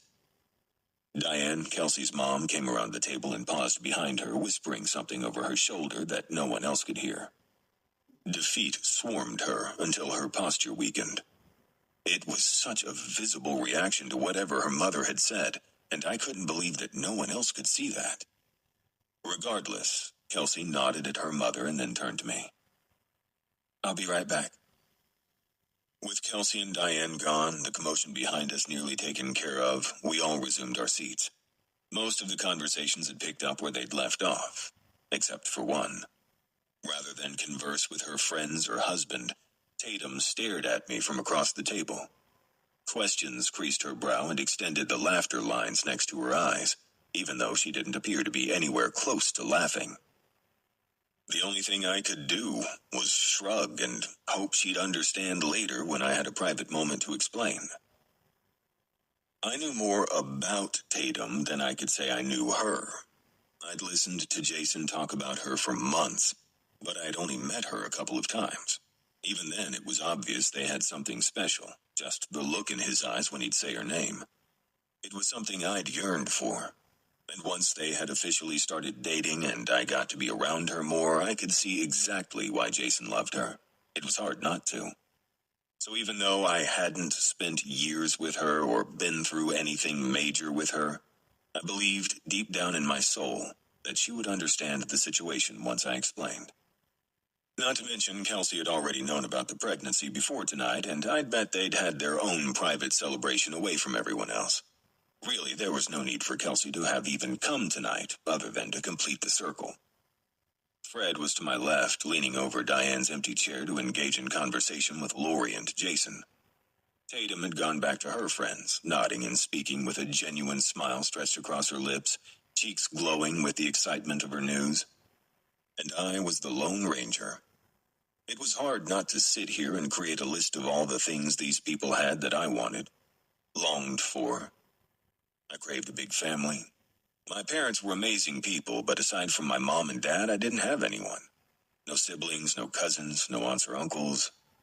I'd only had one set of grandparents my entire life, and they had long since passed. Kelsey was incredibly lucky, and she probably didn't even know it. Just then, in the middle of my mental comparison and jealousy, Kelsey and her mother returned to the table. She didn't take her seat, though. Instead, she stood behind me while Diane resumed her place between Fred and Lori. What's going on? Marlena took the question right out of my mouth. Granted, had I been the one to ask, no one else at the table would have heard. Yet Marlena hadn't bothered to lower her voice. The heat in Kelsey's cheeks was so tangible, the entire room grew warm. Not letting Kelsey respond to her sister, I pushed myself to my feet and carefully slid my chair back, after making sure no one stood behind me with a plate of food or tray of drinks. Didn't need that happening twice in one night. I took her hand, met her stare, and whispered, You okay? Yeah, I just really need to get out of this dress. It's freezing. She softly slapped my bicep when she caught my eyes dropping to her chest. In my defense, I only wanted to see just how cold it was. But once my gaze returned to her face, I was surprised to find a hint of a grin curling her lips and a shimmer of peace dancing in her hazel eyes. Just take me home, will you? Gladly. I nodded at everyone at the table who hadn't lost interest in our Cirque du Shame performance. Stopping at Jason, who pinned me with his questioning, narrowed gaze, I mouthed, "Call me tomorrow." After tossing a 20 onto the empty plate to cover my drink, a tip and a little extra for the scene we'd caused, I grabbed Kelsey's hand and led her outside. She kept her mouth shut, her thoughts to herself, which could only mean I was in for it once we got to the truck. No witnesses. That was never a good thing. Even though I was still getting to know her, I'd heard enough about her through Jason, and subsequently through Tatum, to anticipate a raised voice and 2 or 3 curse words, at a bare minimum. And that was if I was lucky. I led Kelsey to the passenger side door and held out my hand. Her arched brow and quirked lip told me she didn't know what I was after, so I said, "Keys?" "Oh, yeah. I forgot you ordered an alcoholic beverage tonight and gave me permission to drive." That damn smirk drove me crazy for several very different reasons. She reached into her purse and grabbed my key ring, clicking the button on the fob until the doors unlocked. "Go ahead. Climb in, cowboy." I opened the door and gestured for her to hop in.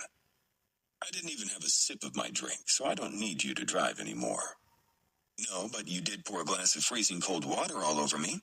That should count for something." At least she wasn't yelling. That was a plus.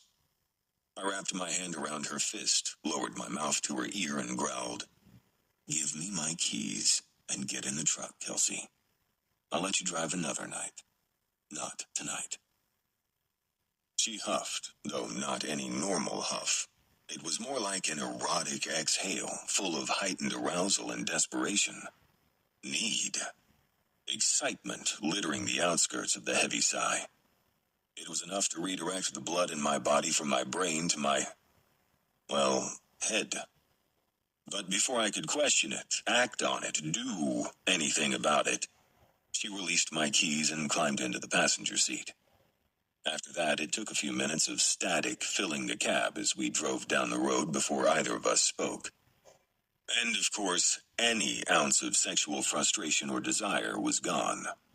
Defeat had resumed its place in her voice when she asked, "Why were you reaching for my drink in the first place? You had your own. So why mine?" Navigating through her question was no different than wandering through a minefield. Granted, I didn't know that for certain, considering I'd never seen a minefield, let alone wandered through one, but if I had to guess, this was exactly like it. I gripped the steering wheel and prepared myself for the backlash. Honestly, I had meant to pour it on myself. I reached for yours because I figured it would make more sense that I had dropped yours rather than mine, which was right in front of me. I had to stretch to get your glass, and in my mind, that made sense. Let's back up to the part where you said you had intended to spill the water on yourself. Why the hell would you do that? I shrugged. To get us out of there? It seemed like an obvious answer to me. But why would you want to leave? They had literally just announced they are having a baby. That's big news, exciting news. Why wouldn't you want to stay and celebrate with your best friend? Oh. Sitting sideways in her seat, she stared at me with wide eyes, hand clamped over her mouth. Are you in love with Tatum? Was hearing their news too much for you? Are you, jealous or something? The traffic light turned yellow, and I slammed on the brakes. Unnecessary and maybe a little premature, but totally worth the yelp it cost. Once I came to a complete stop, I leaned into the center console with my elbow to bring our faces a little bit closer. It had nothing to do with Tatum, and everything to do with you. Huh? You were going to spill a glass of ice-cold water on your lap because of me? Why? What did I do? She seriously didn't get it. I needed an excuse to get you out of there.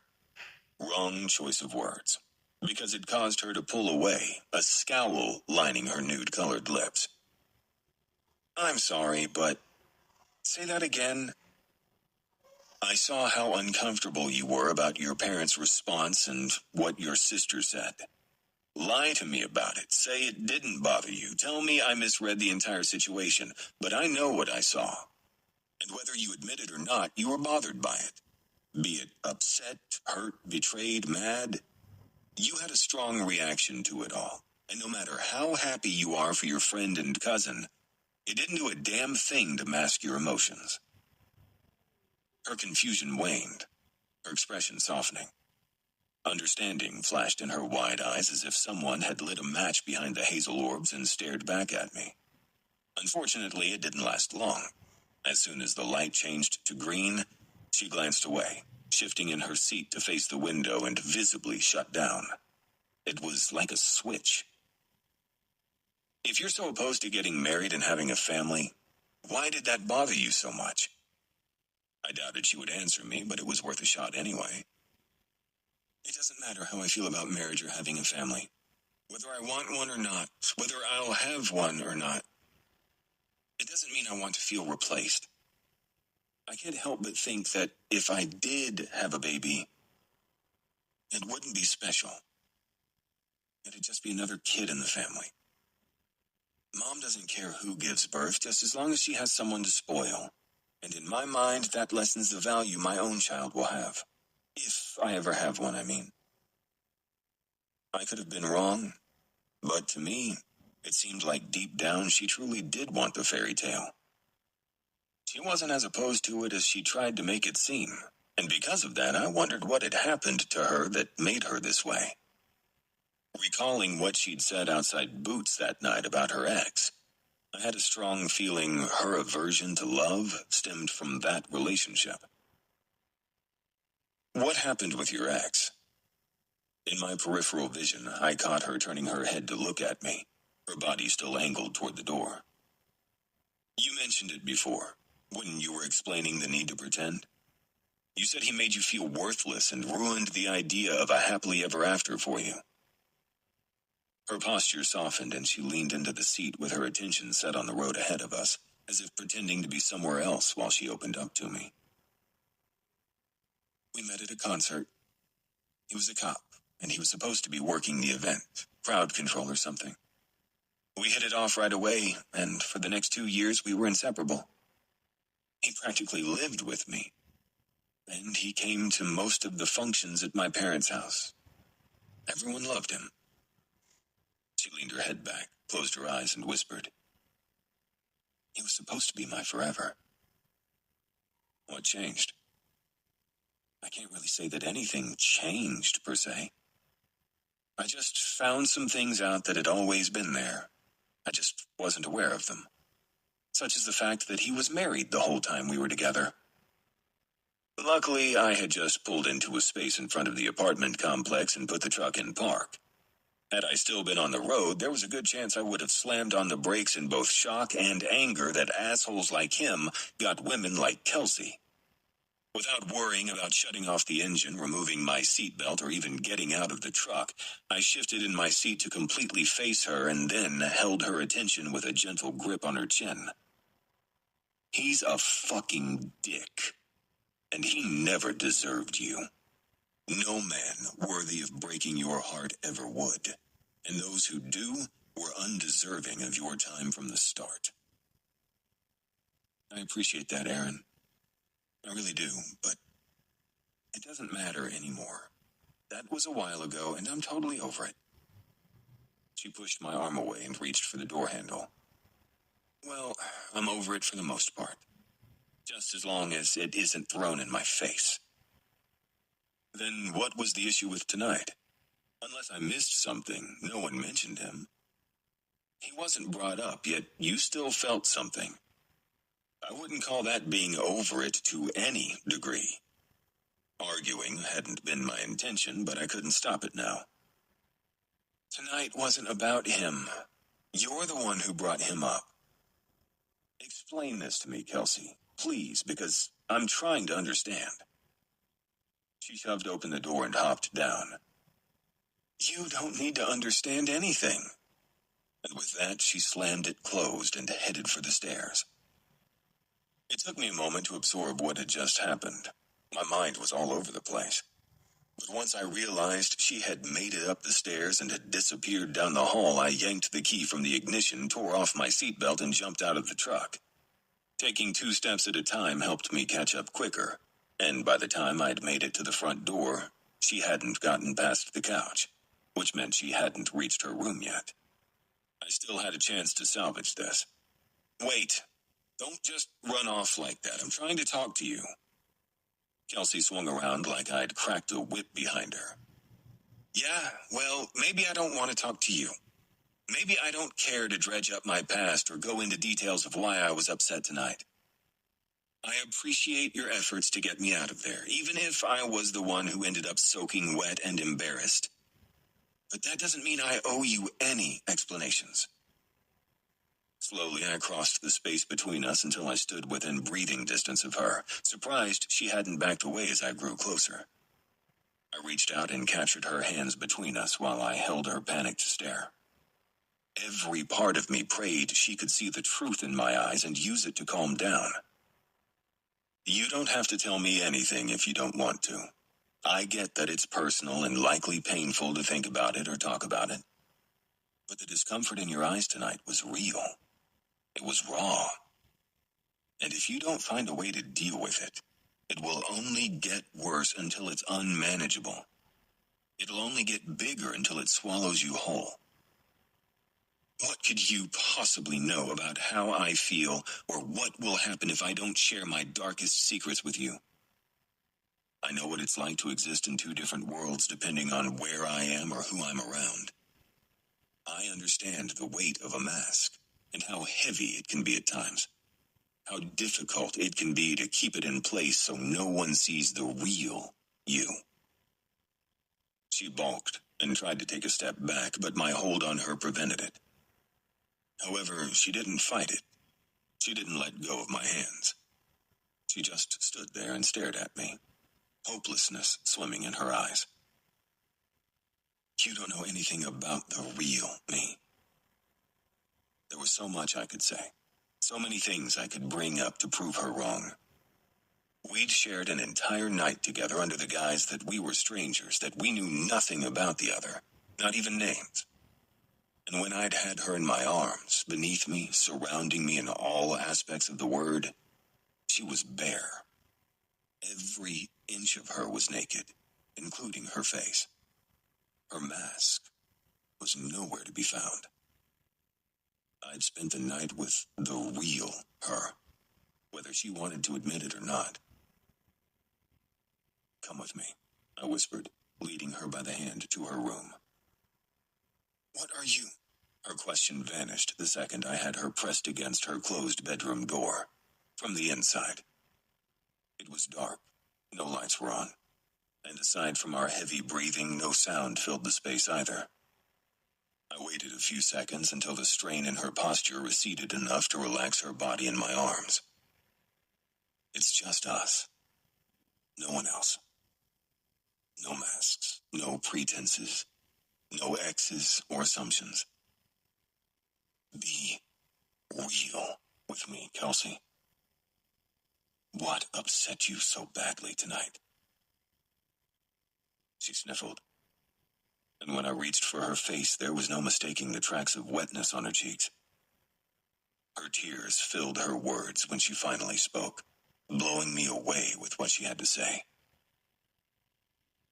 My mom won't love my baby as much as she loves theirs. Chapter 13. Kelsey. Aaron had me caged against the door, his arms on either side of me, his chest to my front, his face so close to mine that I could feel his every exhale.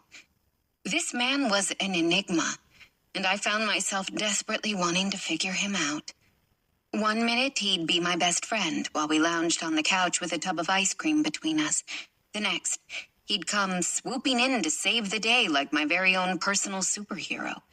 2 seconds later, he could piss me off like a brother would, or like Jason always had, and in the blink of an eye, his entire demeanor would soften, as if he were a teddy bear I could use for comfort. But the most surprising of all was how a minute later he could have such confidence, such dominance, such control with no more than a look or a touch or a single sentence. When he flipped that switch, every part of me wanted him. My mom won't love my baby as much as she loves theirs. Normally, I'd feel foolish for even uttering such shit. Hell, under any other circumstance, I would have realized what I had said and immediately attempted to retract it before he could pick up on any ounce of truth to my words. But not this time. Not while he kept me safe in the cage he'd offered with his body in the dark room. And certainly not while he ran his fingers along my face, drying my tears. He didn't speak, just dropped his forehead to mine and trailed his touch from my cheeks to my stomach, making sure to pay special attention to all the important parts along the way. And then, with his palm flat against my abdomen, he held me by the back of my neck, pulled me closer, and covered my lips with his. It was dark, not an ounce of the faint moonlight from the window reaching us. But even still, he knew exactly where my mouth was. He didn't miss the mark. And after the most intense kiss I'd ever experienced, which didn't last nearly as long as I would have liked, he pulled away just enough to speak. "Everyone will fall in love with your baby," he whispered, while rubbing his thumb back and forth along my lower stomach. I froze, silently freaking out. Every muscle in my body became rigid, and no matter how hard I tried, I couldn't find the strength to speak. There was no way he knew. No way. But I couldn't come up with any other explanation as to why he would have said that. Why he would have continued to touch me the way he was. "Pretend with me," he begged, his voice even softer than a moment ago. While his body held on to the dominance from before, he sounded more like the teddy bear side of him. And what was worse, there seemed to be aspects of all his personalities with me tonight. The best friend wanting me to play along, the hero wanting to save me. Thankfully, the only one missing was the one that resembled an older brother. I didn't need to ask, but I did anyway. "Pretend what?" "This," he whispered, holding my stomach as if I were round with child. "Pretend it's real, that everyone was excited for you tonight at dinner. Excited for your news." There was a good chance this might prove to be the worst idea ever. Worse than the first time around. But I couldn't stop myself from giving in. Our news, Aaron. Everyone was excited to find out that we are having a baby. In an instant, my feet were off the floor and I was in his arms, traveling through the dark room. And when my back met the mattress, he wasted no time fitting between my legs while owning my mouth. Never in a million years would I have thought a man would get aroused over this. But oh boy, was he turned on. And that passion hit me in the right spot with every roll of his hips, each thrust. It brought me higher and higher, never wanting this moment to end. And as though I was testing him, I muttered, "I was worried you wouldn't want the baby." Aaron stilled. Not the reaction I wanted, but then he changed the game, flipped the script, revised the plan. "Why wouldn't I want a little girl with red hair like yours? Or a little boy with your sass and determination? Shit, Kelsey. I'd take as many as you'd give me. Fuck all the things. All the damn things. A little girl with my red hair and your green eyes." The faintest glow of night that drifted through my bedroom window called my attention to the smile on his face. "Or a little boy with my sass and your smarts. Yes, please," he whispered across my lips before sealing his words with a kiss. I awoke the next morning with Aaron on my mind. Well, not just Aaron, but all the things he had done to me last night. I just lay there with my eyes closed, recalling every touch, every word, everything he'd made me feel. Of course, the pessimistic side of my brain told me he hadn't meant any of it. It had been a fantasy played out.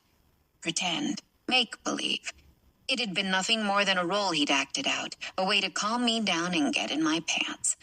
But the other side, the one filled with ridiculous dreams and outlandish hopes, thanks to the bun in my oven throwing my hormones all out of whack, refused to believe that last night wasn't real. It refused to believe that the way he'd looked at me had all been an act, or that the words he'd whispered had lacked all sincerity. That was, until I rolled over and found the other side of the bed empty. There was a chance he'd gone back to his room after I had fallen asleep last night. Maybe he'd worried about whether I wanted to wake up next to him, so he decided to take the safe route and sleep in his own bed. There were 100 possible reasons why he wasn't next to me. He very well might have stayed all night and gotten up early for work. The only way to know for sure was to talk to him. And this was the biggest reason I had wanted to stay anonymous with him the last time. It would be stupid to carry on as if last night hadn't happened. No matter how hard a person tried, no one would be capable of forgetting the things we'd said to each other. In a way, I had confessed everything to him. I'd told him I was pregnant and he was the father. Now, if only I could figure out how much of his reaction had been an act and how much had been genuine. After getting my feelings and worries out on paper, which had become my therapy these days, I got ready for work. Today was an office day, so I didn't have to be there until 10. Granted, I was the boss, so I could have shown up whenever I wanted, or not at all. But since I expected everyone else to arrive by 10, I felt obligated to do so as well. Only 2 rings filtered through the speakers in my car before Tatum's voice filled the empty space around me. Except, rather than starting off our morning conversation with idle chit-chat, I blurted, "I'm going to tell him today about the baby." I'd spoken so fast all my words ran together. It was as though I'd held on to a secret for too long and couldn't hold it in any longer. "Wait, what? Tell who?" "The, stripper. My baby's daddy. Sperm donor. Whatever you want to call him." "You found him? How?" It wasn't until right then that I realized just how little I'd filled her in on regarding this baby. Normally, I would have felt like a shitty person keeping such important details from my best friend. But that wasn't the case this time. I would have felt worse having to lie to her longer than I already had to. As ironic as it is, I ran into him. After a few moments of silence, 2 beeps resounded through the car's speakers, signaling the line had disconnected. I had just turned onto the bridge that took me from Sampson to Langston, where my office was, so I assumed I had dropped the call. But before I could try her again, my phone rang. But this time, it was a FaceTime call. "I'm driving, Tatum. I don't really think this is very safe." I held the device against the steering wheel so I could focus on the road without her having to look up my nostrils from my lap. It was the best I could do. "Sorry, but you're going to have to start over, and I need to see your face when you do. It's the only way I can tell if you're messing with me or not. Your voice doesn't give much away, so tell me again. How'd you find him? Are you alone or is Jason home? It's Tuesday. He's at work." "Good, just checking. I wouldn't put it past you to trick me into spilling the beans." Tatum sighed, which diverted my attention to the screen. Her sad eyes were distracting. "How much longer are you going to wait before you tell your family?" "You don't have to keep it a secret. Nor do you have to do this alone. Your family, especially your mother, will be happy no matter how it happened. I'm just not there yet. Not to mention you literally just told them last night. So, I had a reason to keep it under wraps. I didn't need any negativity surrounding my wedding, and whether anyone means to or not, questioning our decision to get married so quickly is hurtful, and it's even worse when it's behind our backs. And you don't think it's any less hurtful for them to talk about me behind my back? Thank God for traffic lights." I came to a stop, able to give my full attention to Tatum. "Waiting until you're too big to hide it anymore won't change the fact that you had a one-night stand with a stripper whose name you didn't even know. You're 9 weeks, Kels. Too much longer and they'll figure it out for themselves. I realize I don't know your mom as well as you do, but I'm willing to bet she'll be more hurt if she finds out any other way than from you. You waited until you were 12 weeks, so can you allow me that same time span?" The light changed to green, and as I slowly crept forward, easing into an even acceleration behind other vehicles, I regarded her through the phone's camera, awaiting her response. Finally, she nodded and added, "Take as long as you want. I'm just being selfish, wanting the family to know there'll be 2 babies. I get it, and I want that too, but honestly, if I say anything in the next couple of weeks, it'll look like I'm trying to rain on your parade. I'd rather let them smother you with excitement before adding more to their plates. Lord knows my family doesn't need overstimulation." She laughed, which drew a smile to my own lips. "Okay, so get on with it. How'd you find the stripper?" I told you. I ran into him. Knowing her next question would be where I'd run into him, I decided to beat her to the punch. At least this way it kept me from having to make something up. I was on my phone, and when I looked up, there he was. We've seen each other a lot over the last several weeks, and I slept with him again. You did what? Telling her I'd jumped into bed with the stripper who had fathered my child was my get-out-of-jail-free card. And I knew it, too. It was enough to keep her from questioning me about things I wasn't ready to answer. And at the same time, it kept me from having to lie. You hooked up with him again? Why?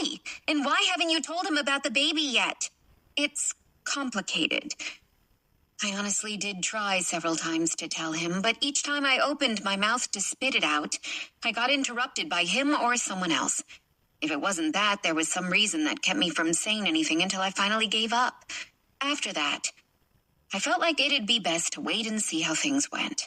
The last thing I want to do is scare him off with news like that, and I kinda want to get to know him a little better.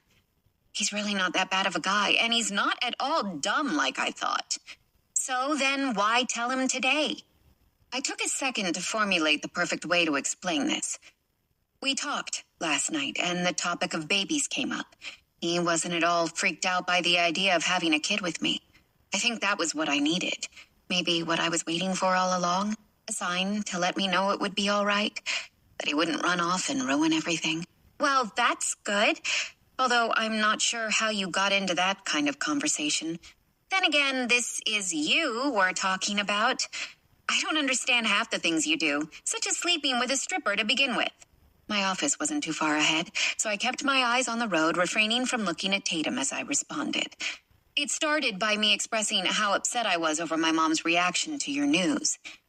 Why were you upset? Is that why you left? Pulling into the parking lot, I sighed and took my time answering her. It's stupid, Tatum. I realize these damn hormones make me crazy. But when I saw her get all excited, I thought to myself, she won't act that way for me when I tell her.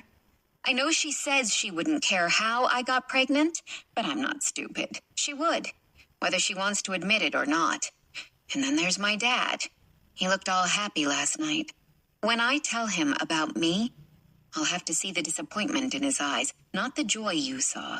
And let's not forget Marlena's comment about how I don't have to worry about giving Mom a baby because she can fuss over yours, as if kids are replaceable and hold no value. Wow, I didn't even hear her say that. I'm sorry, Kels, but honestly, I don't think you'll have anything to worry about. You don't have to tell them who the father is if you don't want to, or even how you got pregnant to begin with. No one needs to know it was a one-night stand. Hell, if you can keep them from finding out. You don't even need to tell them he's a stripper. Don't worry about that one, Tater. They will never find out that part. So you're telling him today? When? My chest tightened and my ears began to ring. Clearly, I was nervous no matter how many pep talks I'd had with myself since waking up this morning. I just had to bite the bullet and get it over with, knowing and trusting it would all work out in the end. After work, I shouldn't have too much to do today, so when I leave here, I'll go see him. I figured it'll probably be best if I give him some time to digest it before... I cleared my throat, correcting myself before I gave too much away. Before I see him tonight, if I see him tonight, that is. Oh, do you have plans with him later? I pulled my lips to one side and glanced out the window, wondering how I could word this for her without saying too much or being too vague. We don't necessarily have plans, but in the event he comes over to watch a movie or something, I just want to be prepared, you know? Yeah, that makes sense. Well, good luck. You'll have to let me know how it goes. I'll be anxiously awaiting a phone call this afternoon, and if you need a pep talk beforehand, you know how to find me. Thanks, Tater. You're the best. A giant smile stretched across her face. I do what I can. I disconnected the call, took a moment to pull myself together, and then went to work. Surprisingly, it ended up being a busier day than I'd expected. Normally, Tuesdays were planning days. We had the schedule of upcoming open houses, as well as a list of future projects that would require more time and effort. It was basically the day we went through the inventory catalog and paired furniture with certain projects, so we knew exactly what we'd need and have it ready ahead of time. But today, on top of my typical agenda, I also had a crisis with a builder to diffuse, and by the time I finished rearranging my entire calendar, it was almost 5. There went my early day, up in flames. One of the reasons I'd decided to talk to Aaron today about the baby was because I figured I'd be done with work around 4, which would have left me with time to stop by his office on the way home. I didn't want to tell him about it at the apartment, where neither of us really had anywhere to go in the event it didn't pan out the way I hoped. This way, he'd have time to wrap his mind around being a father before leaving work, giving us a better chance at discussing everything without the initial shock I was sure he'd feel. Luckily, as I passed his office, I noticed his truck in the parking lot. There was only one other car, so I assumed that meant either he was with his last patient, or the only people left inside were him and his receptionist. I was willing to take my chances. My heart thundered inside my chest as I parked my car. While walking toward the building, my throat nearly closed up, and when I opened the door, the world began to tilt. I stood inside the vacant waiting room, the cold air blasting my face, and took a moment to get a grip. There was no way I'd be able to tell him anything if I were on the verge of passing out or throwing up. And after a solid minute of nothing but standing alone with my eyes closed, taking deep breaths and giving myself a pep talk, I was ready. Or at least I thought I was. No one sat at the front desk, which meant there was a good chance he still had a patient in the back. After peeking down the hallway, I noticed his door cracked open and voices coming from inside, a man and a woman. So I calmly made my way toward his office, unable to hear much of what was said as I approached due to the blood rushing in my ears. But once I stood on the other side of the door, hand in the air to grab the knob, I froze. Shit, Noelle. I don't know how much longer I'll last. Filtered through the crack, the words rapped in a deep, desperate voice. It was followed up by a woman moaning. "That's okay, baby." Panting filled the quiet spaces in between, as well as the distinct sound of one person frantically slamming into another. But what made me abandon my mission was when he said, "Fuck, I love you so much." I couldn't take any more. It was too much to handle. So I ran. I ran and I didn't look back. I couldn't do this again. Never, ever again. Chapter 14. Aaron. When it rained, it poured. All day, I'd looked forward to getting done with work so I could see Kelsey. Last night had been intense, and I worried how she'd react today. I hadn't stuck around last time to see how she was the next morning. There was no way to know if she had freaked out, if she'd thought about it, or if she had gone about her life as if nothing at all had happened the night before. So I had nothing to go on this time. The one thing I did know, though, was that I didn't want her thinking I'd been gone all day to avoid her, because that wasn't the case. I'd been called to the hospital to evaluate a patient. It wasn't unusual to have a doctor ask me to come in and give my opinion. I just wished they had picked another time to ask me. Then again, I doubted the woman had planned to be involved in a car accident today, so there was that. It was just frustrating, because the last thing I wanted this evening was to get home late. It had been one thing after another. My truck wouldn't crank, so I had to take Noelle's car to the hospital, leaving her to call her husband to pick her up. After the consultation, I'd dropped off my old battery, bought a new one, and then swapped Noelle's car for my truck at the office. Now it was almost 8, and I was finally climbing the steps to the apartment. I found Kelsey on the couch, curled against the armrest with a blanket, the TV glowing in front of her. She barely made eye contact before returning her attention to the screen, not saying anything to me. That wasn't a good sign. So I decided to ease my way into this, feel her out, evaluate the entire situation before coming to any conclusions. Oh, I love this movie. I didn't. In fact, it had to have been the worst film ever created, but If I had to pretend it was amazing just to be in the same room as her, then I'd make this movie sound like it was worthy of an Oscar. Let me get the ice cream. It's all gone.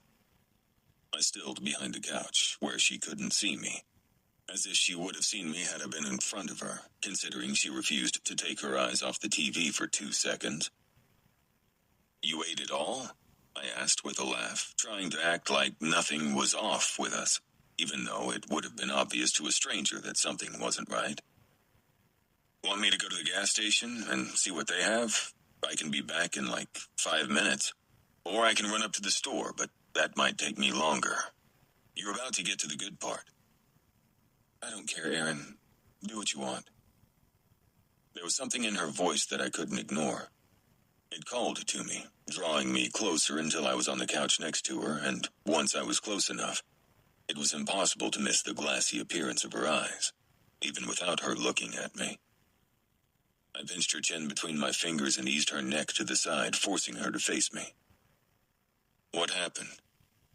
Are you okay? My throat closed up at the possibility I had caused this. Whether it was what we'd done last night or my absence all day, I was to blame. But what worried me the most was how closed off she seemed. If I couldn't get her to open up to me, I wouldn't be able to make it right. Do you remember me telling you about my ex?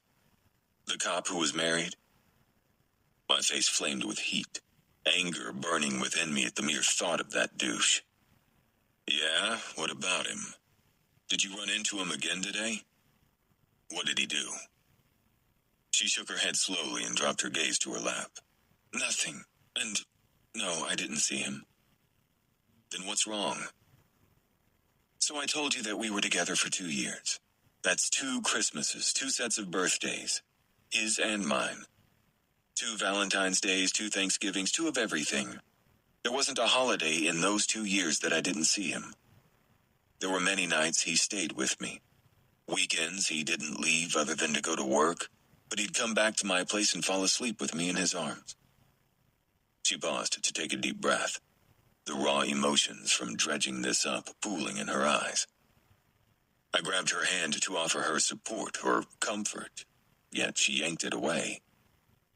When she continued with her story, she made sure to meet my gaze, contempt, shooting daggers at me while she spoke. We had talked about marriage, about kids. We even discussed a destination wedding, possibly going to the Caribbean or Hawaii. He'd told me he wanted 3 kids, and I told him I only wanted 1, even though I would have had as many as he wanted. My heart ached with every word that fell from her lips. But I didn't do or say anything. I simply let her get it out, let her lay it all on the table so I could figure out what she needed from me. As of right now, she clearly wasn't interested in anything I could offer. So imagine my surprise when I heard that he was married, had been married the entire time we were together. I felt like an utter fool. But the worst part was that I didn't leave him when I found out. I confronted him. We thought about it. And in the end, had he told me that he would leave her, I would have stayed. Kelsey wiped an errant tear from her cheek. He made me weak. He made me stupid. And because of him, I swore I'd never allow myself to be that vulnerable with someone else ever again. That doesn't make you weak or stupid. People do all kinds of things for love, or should I say the interpretation of such, since it's nothing more than endorphins and emotions that create the concept of love. I'm sure most people would have been willing to stick around in that same situation, Kelsey. She glared at me, making me retrace every word I'd spoken in case I had said something offensive without realizing it. I was the other woman. And even if she had been the other woman, it wouldn't have changed anything. I was willing to stay with a cheater. Someone who had no problem lying to my face. That's weak, Aaron. I wasn't sure what to say to that, because it seemed she wasn't happy with anything I could come up with to justify her actions. So instead, I chose to sit there and listen until she was absolutely done talking. After I confronted him, he told me that he wasn't happy with her, that she never wanted kids and he did. I heard about what a bitch she was to him all the time, and how nothing he ever did was good enough. I felt bad for him. I wanted him to leave her, not necessarily for me, but because he was a good person who deserved better than that. I take it he didn't leave her? She shook her head, yet chose to answer anyway. He stayed because she had money. He was a cop, so it wasn't like he was bringing home the bacon. She came from old money, and I guess he wasn't willing to give up the bank account, no matter how miserable he was with her. It wasn't until later that I started finding out more of the truth than he'd let on. She wasn't a bitch. Oh, and they didn't have kids because he had gotten snipped before they got married. From what I've heard, she actually wanted a baby and had even contemplated adoption. He's the one who said no. So, everything he told you was a lie? Pretty much. He had 2 different Facebook accounts, both with super high privacy settings to keep either of us from finding out about the other. The one I knew of had tons of pictures of us together, and apparently the one she knew of was filled with photos and posts of her. It was like he knew exactly what he was doing, playing us both, using his job as a way to keep us from finding out where he was sleeping at night. I wanted to tell her, and I almost did. But he reminded me of what that would look like to everyone. No one would believe for 1 second that I didn't know about her. I'd be dismissed as the woman he didn't choose, the one he didn't leave his wife for. And because of that, it'd look like the only reason I told her was to get back at him. The more she explained about this asshole, the worse I hated him.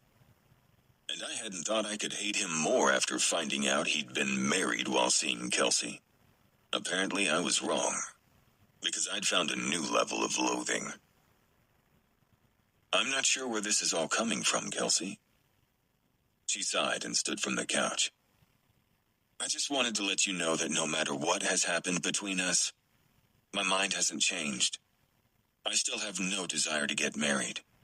I don't want to play house and raise babies with anyone. Is this about last night? I stood and followed her, stopping a couple of feet behind her when she reached her bedroom door. If it is, tell me so we can talk about it, please. Don't just make assumptions and verbally slam a door in my face without giving me a chance to discuss it first. Yes, it's about last night. And the very first night. But I don't want to talk about it, because we're pretending it never happened, right? Isn't that what you said? Act as if we've never slept together? Well, that's what I'm doing, Aaron. And I suggest you do the same. She didn't waste a second before closing herself off in her room, leaving me alone with more questions than answers. Maybe it was good that I hadn't seen her the day after the bachelorette party. You're gonna have to start over, Aaron. Noelle moved around the waiting room, cleaning up after a busy day while I sat in a chair and listened. Last I knew, you were desperately trying to find somewhere else to live so you didn't have to move in with the, and I quote, man-hater. Now you're asking for advice on wooing her? How do you go from wanting nothing to do with her to wanting to make her like you? I never said woo. That word would never come out of my mouth. She perched her fists on her hips and glared at me. What word you used or didn't use is irrelevant, asshole. Thank God for the smile on her lips and the slight lilt of humor in her tone. How long have you lived with her? Almost 5 weeks. And how many times have you slept with her? Nothing got past her. I felt bad for her husband. Twice, including the first time, which shouldn't really count because I didn't know who she was at the time. The other one happened a little over a week ago, and let's just say that didn't turn out so well. I told you this would happen. She didn't have to look at me to make her point. Her eye roll was implied. But you assured me it wouldn't. You said she hated men, and she was your best friend's little cousin. But I know you, Aaron. Her stare literally pinned me to my seat, making it impossible to move.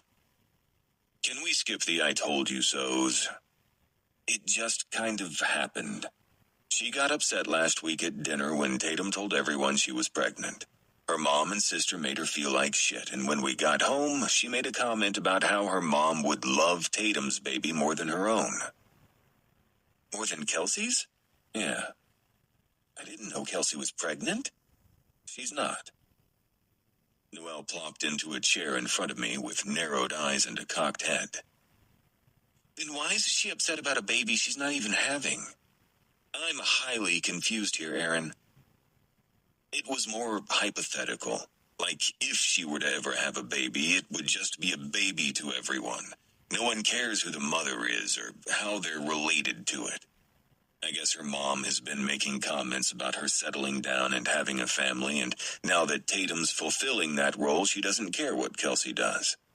That's her interpretation of it, at least. So how did that lead to sex for the second time? This would have been much easier to explain to Jason, considering he knew about the role-playing concept from the first time. Now that I knew Kelsey was his cousin, there was no way I'd go to him about this. Which left me with either filling Noelle in on the bachelorette party or keeping the entire thing vague. I doubted she'd be able to help me if she didn't have the details, so I decided to start from the beginning. And that's how we wound up in bed for the second time. She stared at me with wide, blinking eyes, a combination of disgust and mortification on her face.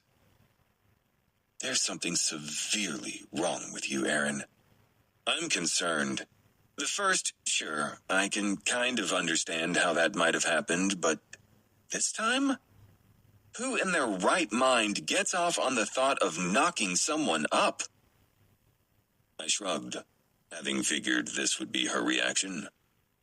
It was why I hadn't wanted to go into the whole story with her, but I doubted she'd be able to offer much advice without it. And now that she'd basically condemned me in my own office, I wished I'd never told her in the first place. No one would understand, because I doubted many people were in my shoes. She certainly wasn't. You should ask your husband. I bet the idea of you carrying his baby turns him on. She softened a little bit, but that didn't last long. Okay, but we're married. And we're trying to get pregnant. Of course the idea of me having his child would excite him. But I doubt it would make him want to have sex with me. You'd be surprised. You should text him and ask. Even though she rolled her eyes and laughed at me, she pulled her phone out of her pocket and began to tap on the screen while carrying on with her conversation with me. Regardless, you aren't married to her. You aren't in love with her. Your theory is flawed. Maybe, maybe not.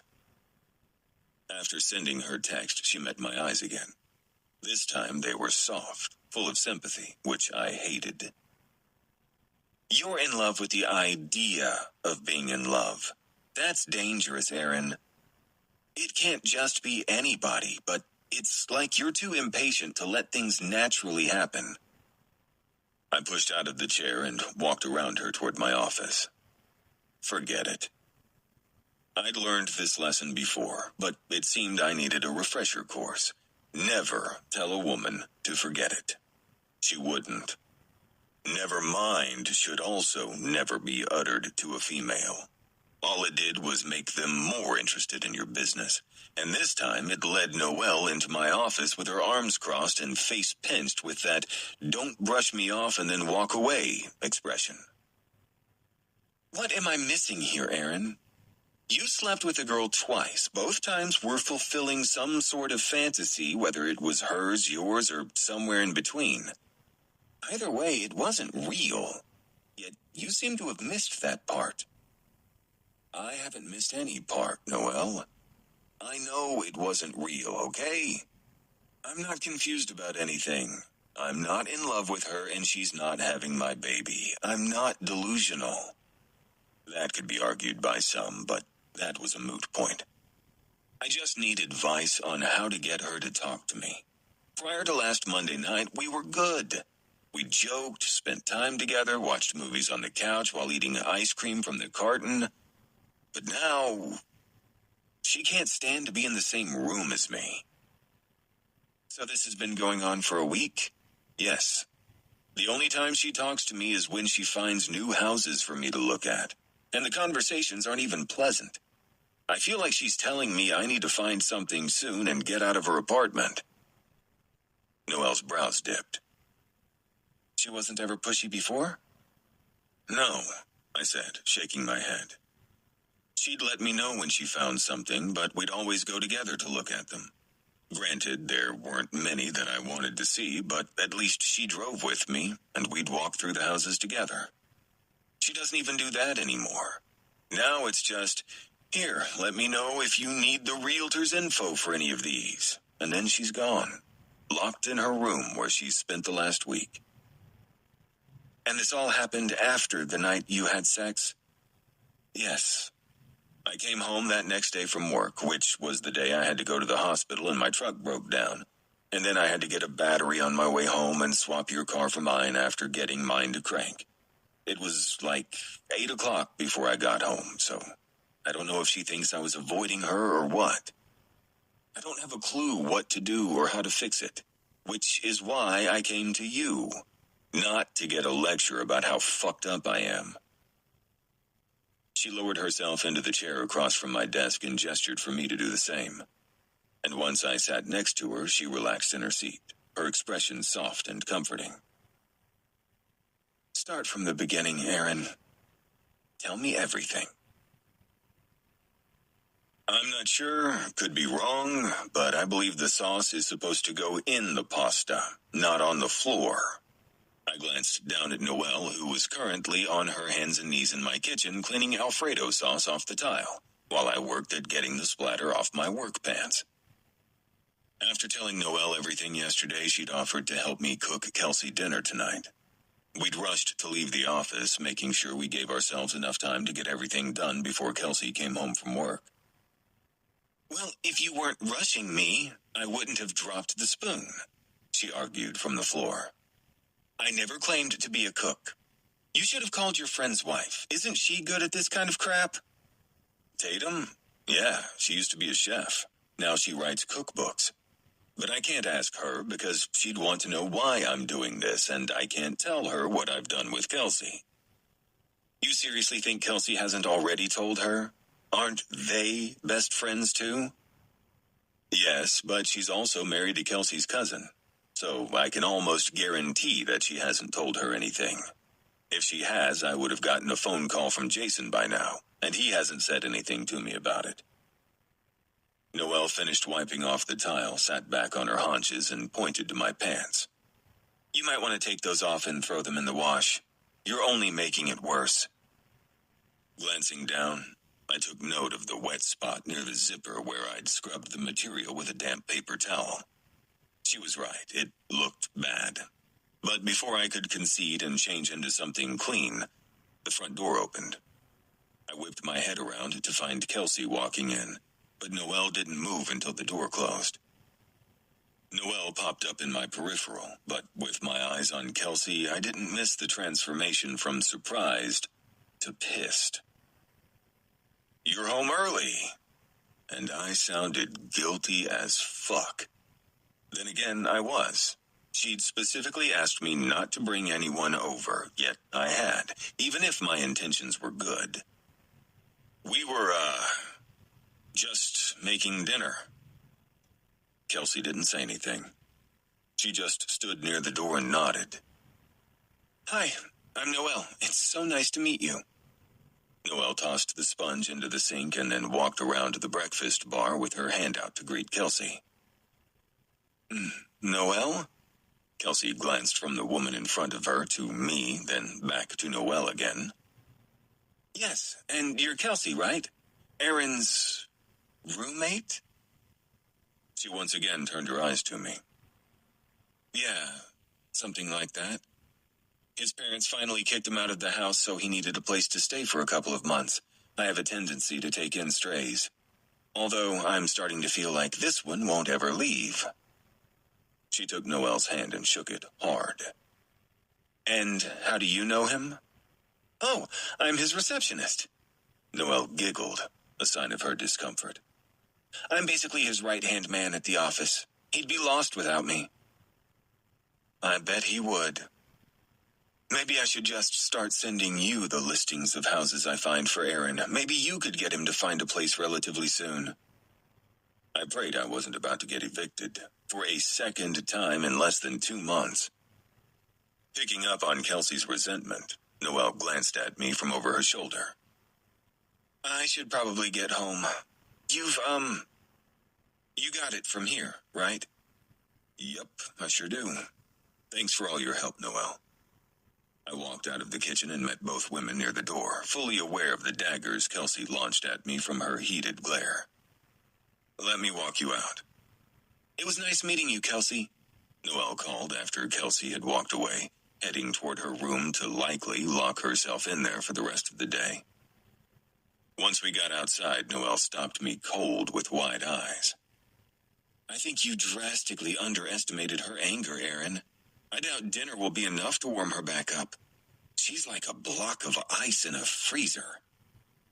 Now do you see why I asked for help? She laughed and patted my arm. Oh, honey, you need more than help. I don't know what else to do. Find a house and get out as fast as you can. Stop being picky about what you buy. Anything can be fixed up, and if it's in a bad neighborhood, just get a security alarm for the doors and bars for the windows. I'm sure that'll be safer than staying here. Thanks. You're a lot of help. Sorry, but you're on your own with this one.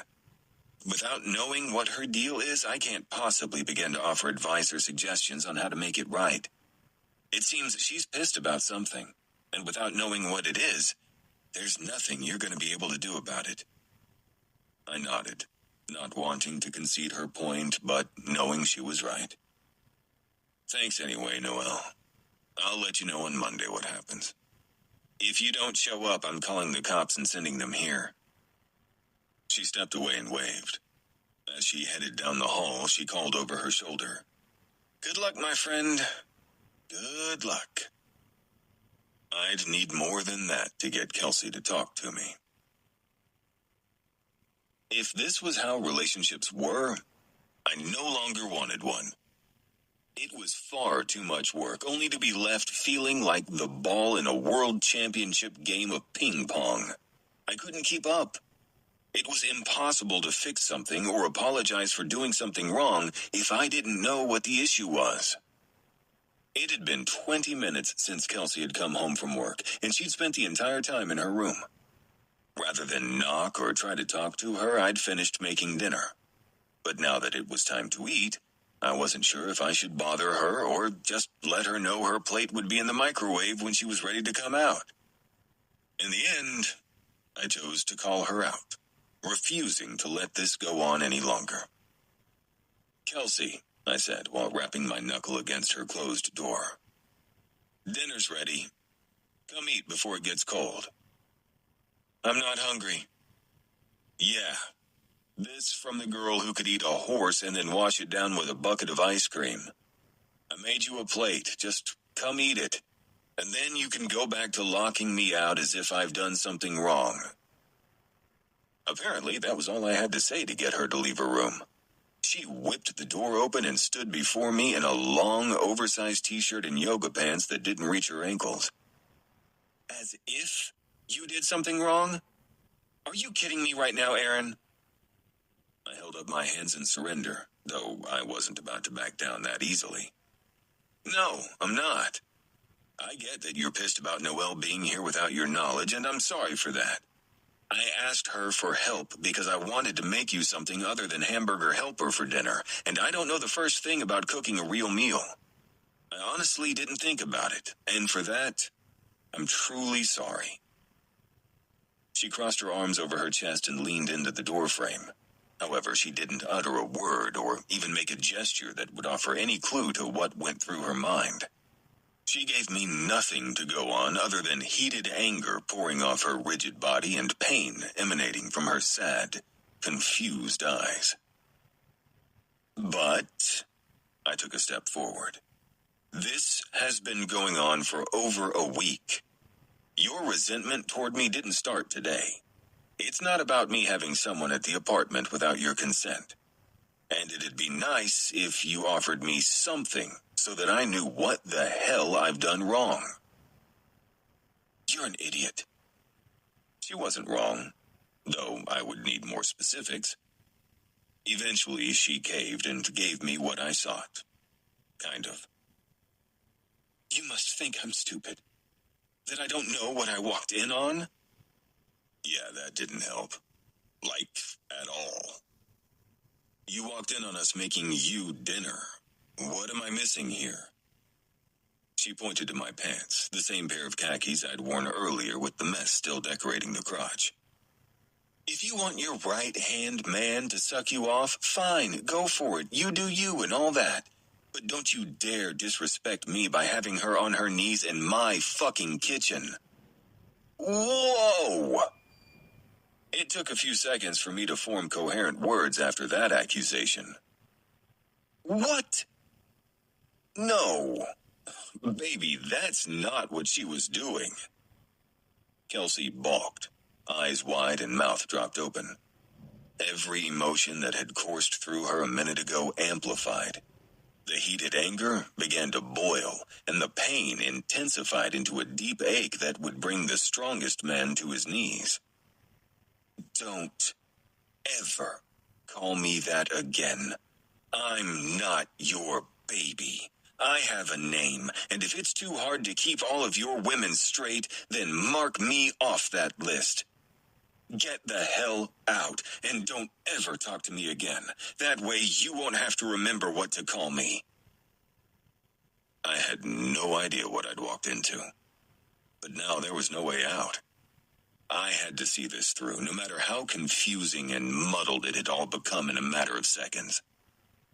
I'm sorry, Kelsey. I didn't mean... I shook my head, realizing she didn't care about my excuses. It won't happen again. I swear. But that's not what Noelle was doing here. My God. She's married. Her top lip curled, disgust radiating off her in waves. That's even worse. No. That's what I'm trying to tell you. Nothing happened with her. Ever. She's like a little sister to me. She's worked for me for years. I was at her wedding. Her husband is a great guy. I would never. I eventually stopped talking when I realized she wasn't listening to a word I said. You could at least come up with better ways to lie. They're always like a sister, aren't they? Which, if you think about it, is really fucked up. I can't tell you how many times I've heard a guy refer to a woman as a sister, yet sleep with her anyway. That's just it, Kelsey. I've never slept with her. I have no desire to. Where is this coming from? I glanced down at my pants again, following her line of sight. Shit. Noelle was right. This looked way worse than it was. This is Alfredo sauce. And she was on her knees. Why? She was cleaning up the mess. The Alfredo sauce. The spoon fell and splattered all over me. She was wiping up the floor while I was trying to clean it off my pants. Then you walked in. We weren't doing anything. I'd never thought I'd have to defend myself where Noelle was concerned. Whether or not that's true, it doesn't mean you aren't sleeping with her. I caught you, Aaron. I went into your office last week to talk to you, and you were bending her over your desk. That stunned me silent for far longer than an innocent man should be. Finally, I shook off the shock and attempted to make sense of this. When? I've never had sex with her, let alone bent her over my desk for any reason. It doesn't matter. The point is, you did. And then you brought her here after I've asked you that you don't have anyone over aside from Jason. She dropped her arms and closed her eyes for a moment. When she opened them again, a softer side shone through. I just don't like to be disrespected, Aaron. That's all. And that's exactly how I feel right now. But I'm telling you, nothing happened. And my ex told me his wife was a horrible person. She shrugged, the will to fight no longer present in her posture. I don't put much stock into what guys say anymore. You're all the same. You all must share tips on how to lie or what to say to pull on a woman's heartstrings. Unfortunately for you, it no longer works on me. I didn't know what to say or do. It seemed nothing would make this right. I doubted even the truth from Noelle would make Kelsey second-guess her assumptions. And that's exactly what they were, assumptions. The same thing I had to battle with every other female I'd ever encountered. Silly me for thinking Kelsey was any different. I'll go through the listings you gave me this week. And if I don't find anything, then I'll figure something else out. You won't have to worry about me disrespecting you anymore. I grabbed her plate off the counter and took it 2 steps to the kitchen table. I tried to make the asparagus the same way it was done at the wedding. I remember you saying you liked it. Then I took my plate, tossed it into the sink, and went to my room, disregarding the silence that came from Kelsey the entire time I was walking away from her. I spent the rest of the evening and night looking at houses, some on her list and others I'd come across while searching online. One stood out above the rest, though. It had been at the bottom of Kelsey's email, a note attached to it pointing out how it was big enough for a family and how the front room could be a nursery or a home office. After a few emails back and forth with the realtor, I made an appointment to check it out the next day, as well as others he thought I might be interested in. But rather than the excitement I'd felt when walking through houses with Kelsey, I felt empty. And I couldn't begin to understand why. Maybe Noelle had been right, that I was in love with the idea of love. Too bad that wouldn't keep me warm at night. My mood had progressively deteriorated since Friday night, and come Monday morning I walked into my office a zombie, or that character from Oz without a heart. I take it your weekend didn't get any better? Noelle asked from her desk. Based on the purse that still hung on her shoulder and the way she sat almost sideways in her chair, I assumed she had gotten there a minute or two before me. Normally, I'd hang around the front for a few minutes chatting with Noelle, especially on a Monday when we had more to catch up on. But this time, I didn't care to hang out or fill her in on anything. Instead, I passed by her with a simple, "I bought a house."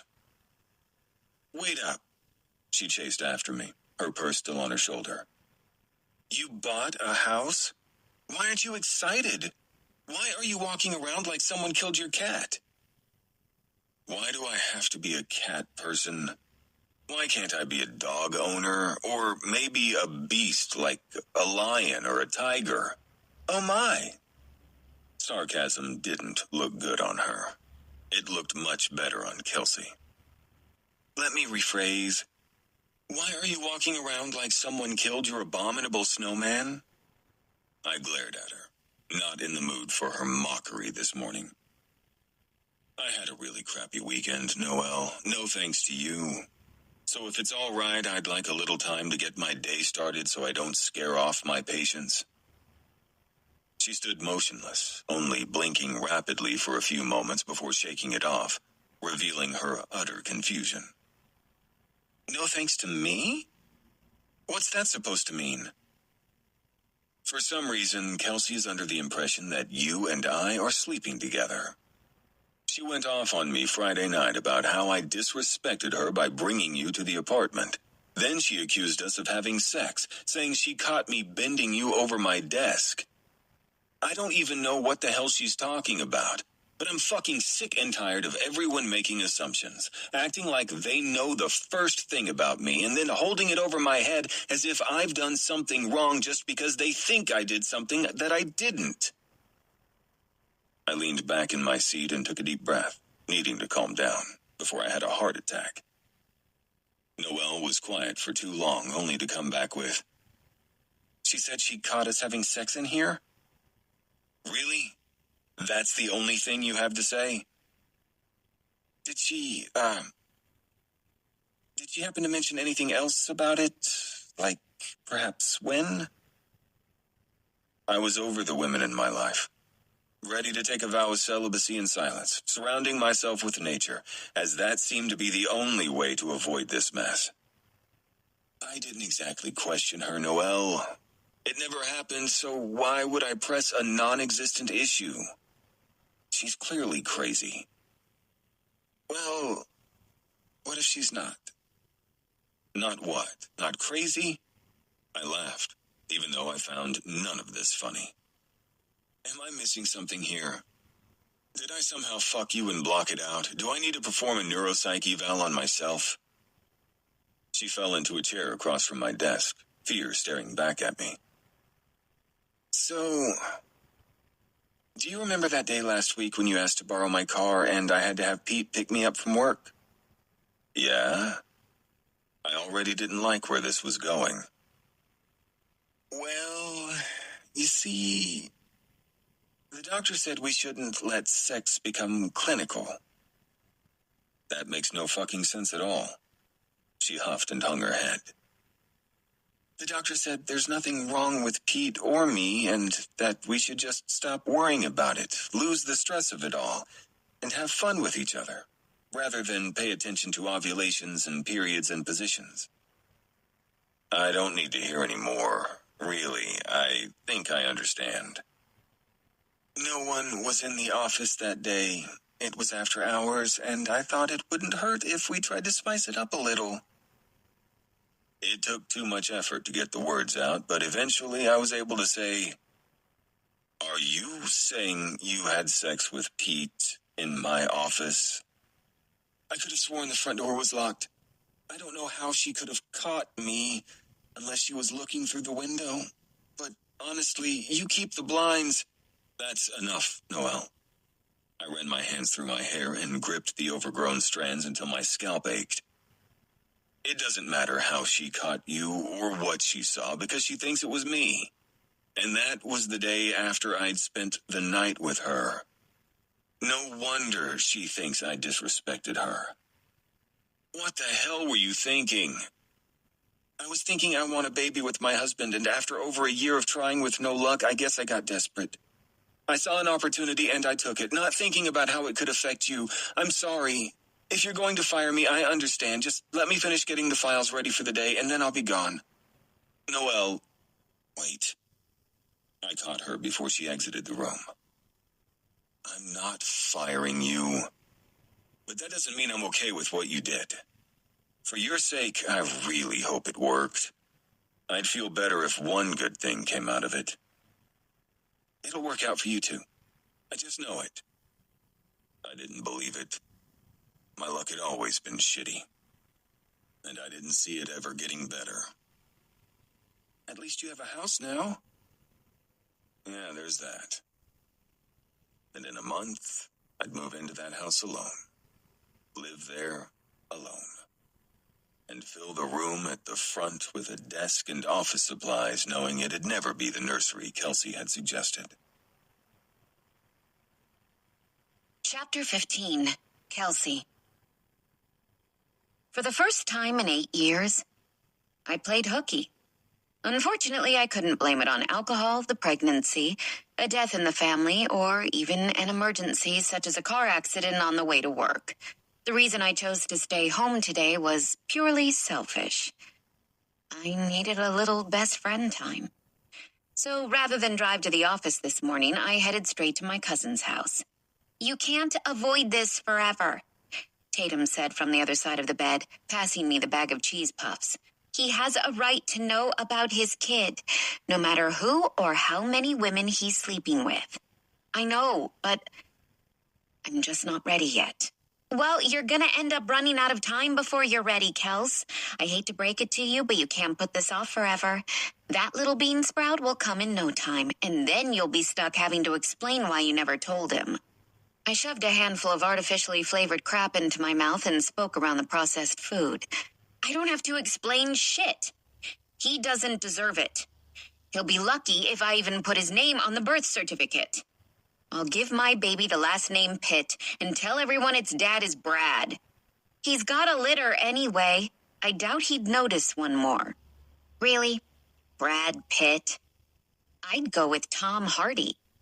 I rolled my eyes as I handed her the bag. Technically, she snatched it away from me and grabbed the remote to find something else to watch. Commercials messed with my attention span. Honestly, if TV would cut out the ads, I bet shows would have more viewers.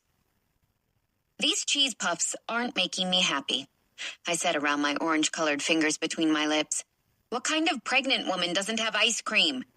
This pregnant woman? And stop changing the subject. Does this mean you don't plan to ever tell him? Or did you just put it on the wait list once again? I don't know why the topic of my baby's father is so fascinating to you. Because you're so damn wishy-washy about it. It's like a soap opera, and now that I'm home way more than usual, I need something to entertain me. Your drama does that. She popped another orange puff into her mouth. Plus, you're the one who came here crying about it. I'd be a shitty friend if I didn't keep us on topic. There's nothing more to discuss, tater twat. She laughed so hard I worried she'd choke on the crap she'd shoved in her mouth. Luckily, she didn't. If she had, I wouldn't know how to explain it to Jason, since he was under the impression that Tatum had been on a rather healthy diet since she found out she was pregnant. I stared at her with a straight face, waiting for her cackles to end so I could finish speaking and, hopefully, put an end to this conversation. Seriously, though, I've fully caught you up on all the baby daddy drama. Don't lie. There's still so much more to tell, such as... You still haven't admitted that you have real feelings for the guy, and that's why you ran last week instead of telling him about the baby. It had nothing to do with catching him bending some chick over his desk, and everything to do with feeling rejected. Rather than look at her, knowing she'd seen the truth in my eyes, I kept my attention on the television that sat on her dresser and continued to flip through the channels. I thought if I acted calm, cool, and collected, she'd believe me when I said, I feel nothing for the heartless, arrogant, lying sack of sperm. Wow, Kels. You almost had me. I was this close to taking you seriously. She held her fingers so close together I couldn't see through them. I smiled and shook my head, wondering why I even bothered trying to keep anything from her. What was it that gave me away? Sack of sperm. If you truly hated him, you wouldn't have wasted your time with such colorful words. She raised one eyebrow, chin tilted to the side. I must have zoned out while contemplating what she said, because I'd stopped flipping the channels without realizing it. It wasn't until she muttered something about a house that I snapped out of it. What? Aaron's new house, she said, as if I knew what the hell she was talking about. When she realized how confused I was, she pointed to the screen and continued to explain. That house. It looks like the one Aaron just bought. Yeah, I got that part. I guess I was a bit lost at the news that Aaron bought something. Last time I checked, he was still looking. Then again, it wasn't like we'd spoken to each other since our big blowout on Friday. She regarded me with a furrowed brow. I assumed you would have known. He told Jason it was one you had found for him. I think he said his offer was accepted this weekend. Do you not ever see him? I shook my head. Because that was about all I could do. I worried that I'd cry if I attempted to form words, and if I did that, there was no way I'd be able to keep this secret from her. As much as I wanted to unload and just tell her everything, spill every buried thought, I couldn't. No matter how I felt about Aaron, he still deserved to be the first one to know the truth. That, and there was no way Tatum could keep it from Jason, and Jason would never keep it from Aaron. It's been hit or miss with him lately. More miss than hit. Though I hadn't complained until now, I was still angry with him. Well, angry wasn't the right word. Upset? Hurt? Those were much closer to how I felt about him, yet anger was the emotion I projected. By any chance, do you happen to know which house it was that he bought? I've shown him a bunch. She hummed while keeping her eyes glued to the TV. It's on Relic Road. That's all I know. My heart sank at the thought of Aaron buying my favorite house, the one I'd imagined us in together. And he'd done this after what had gone down in my kitchen Friday night. Part of me thought he'd done it on purpose, but the rest of me wasn't stupid. He wouldn't have purchased a home just to spite me. He clearly didn't care enough about me to do that. I stayed for almost another hour before heading home. I told her I didn't want to be there when Jason got off, but in truth, I needed a few moments to myself before Aaron walked through the front door. If I didn't organize my thoughts, this would all blow up in my face. As luck would have it, I managed to word vomit in my journal before Aaron arrived.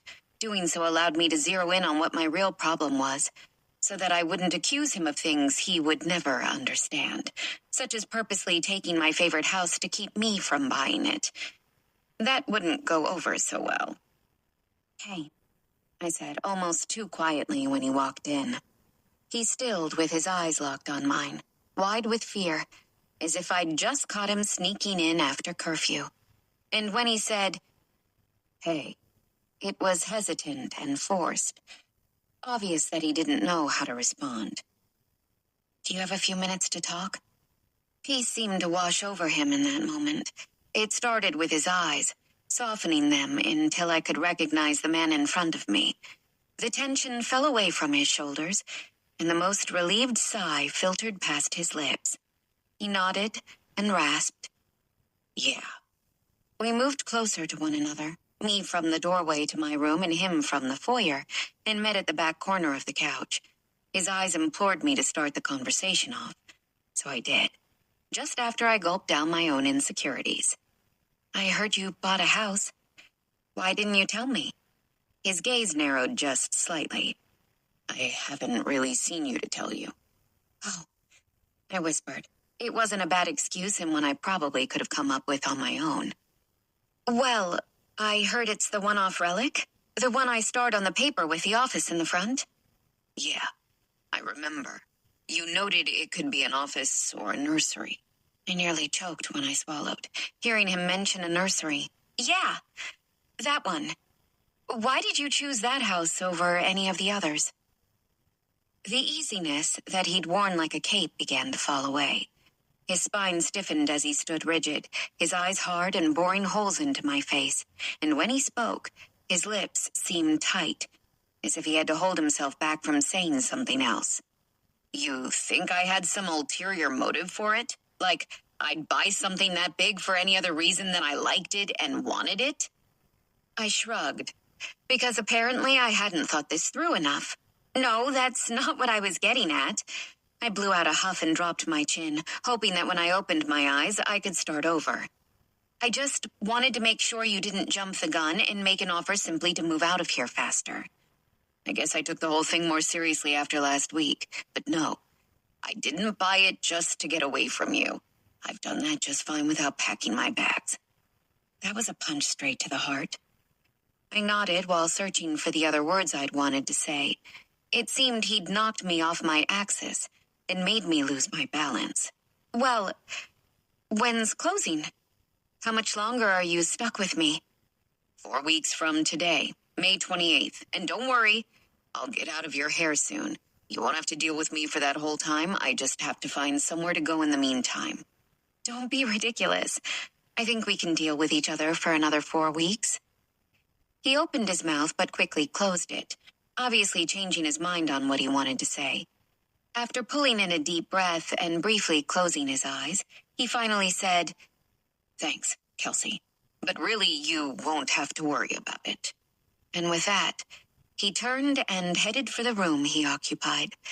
I wanted to call out to him, beg him to come back, tell him everything I'd bottled up inside while screaming at him for breaking my heart. But I didn't do any of that. In fact, I didn't do anything, period. I stood there and watched him leave. Then I went to my room, where I cried into my pillow and unloaded my every emotion onto the pages of my leather-bound therapist.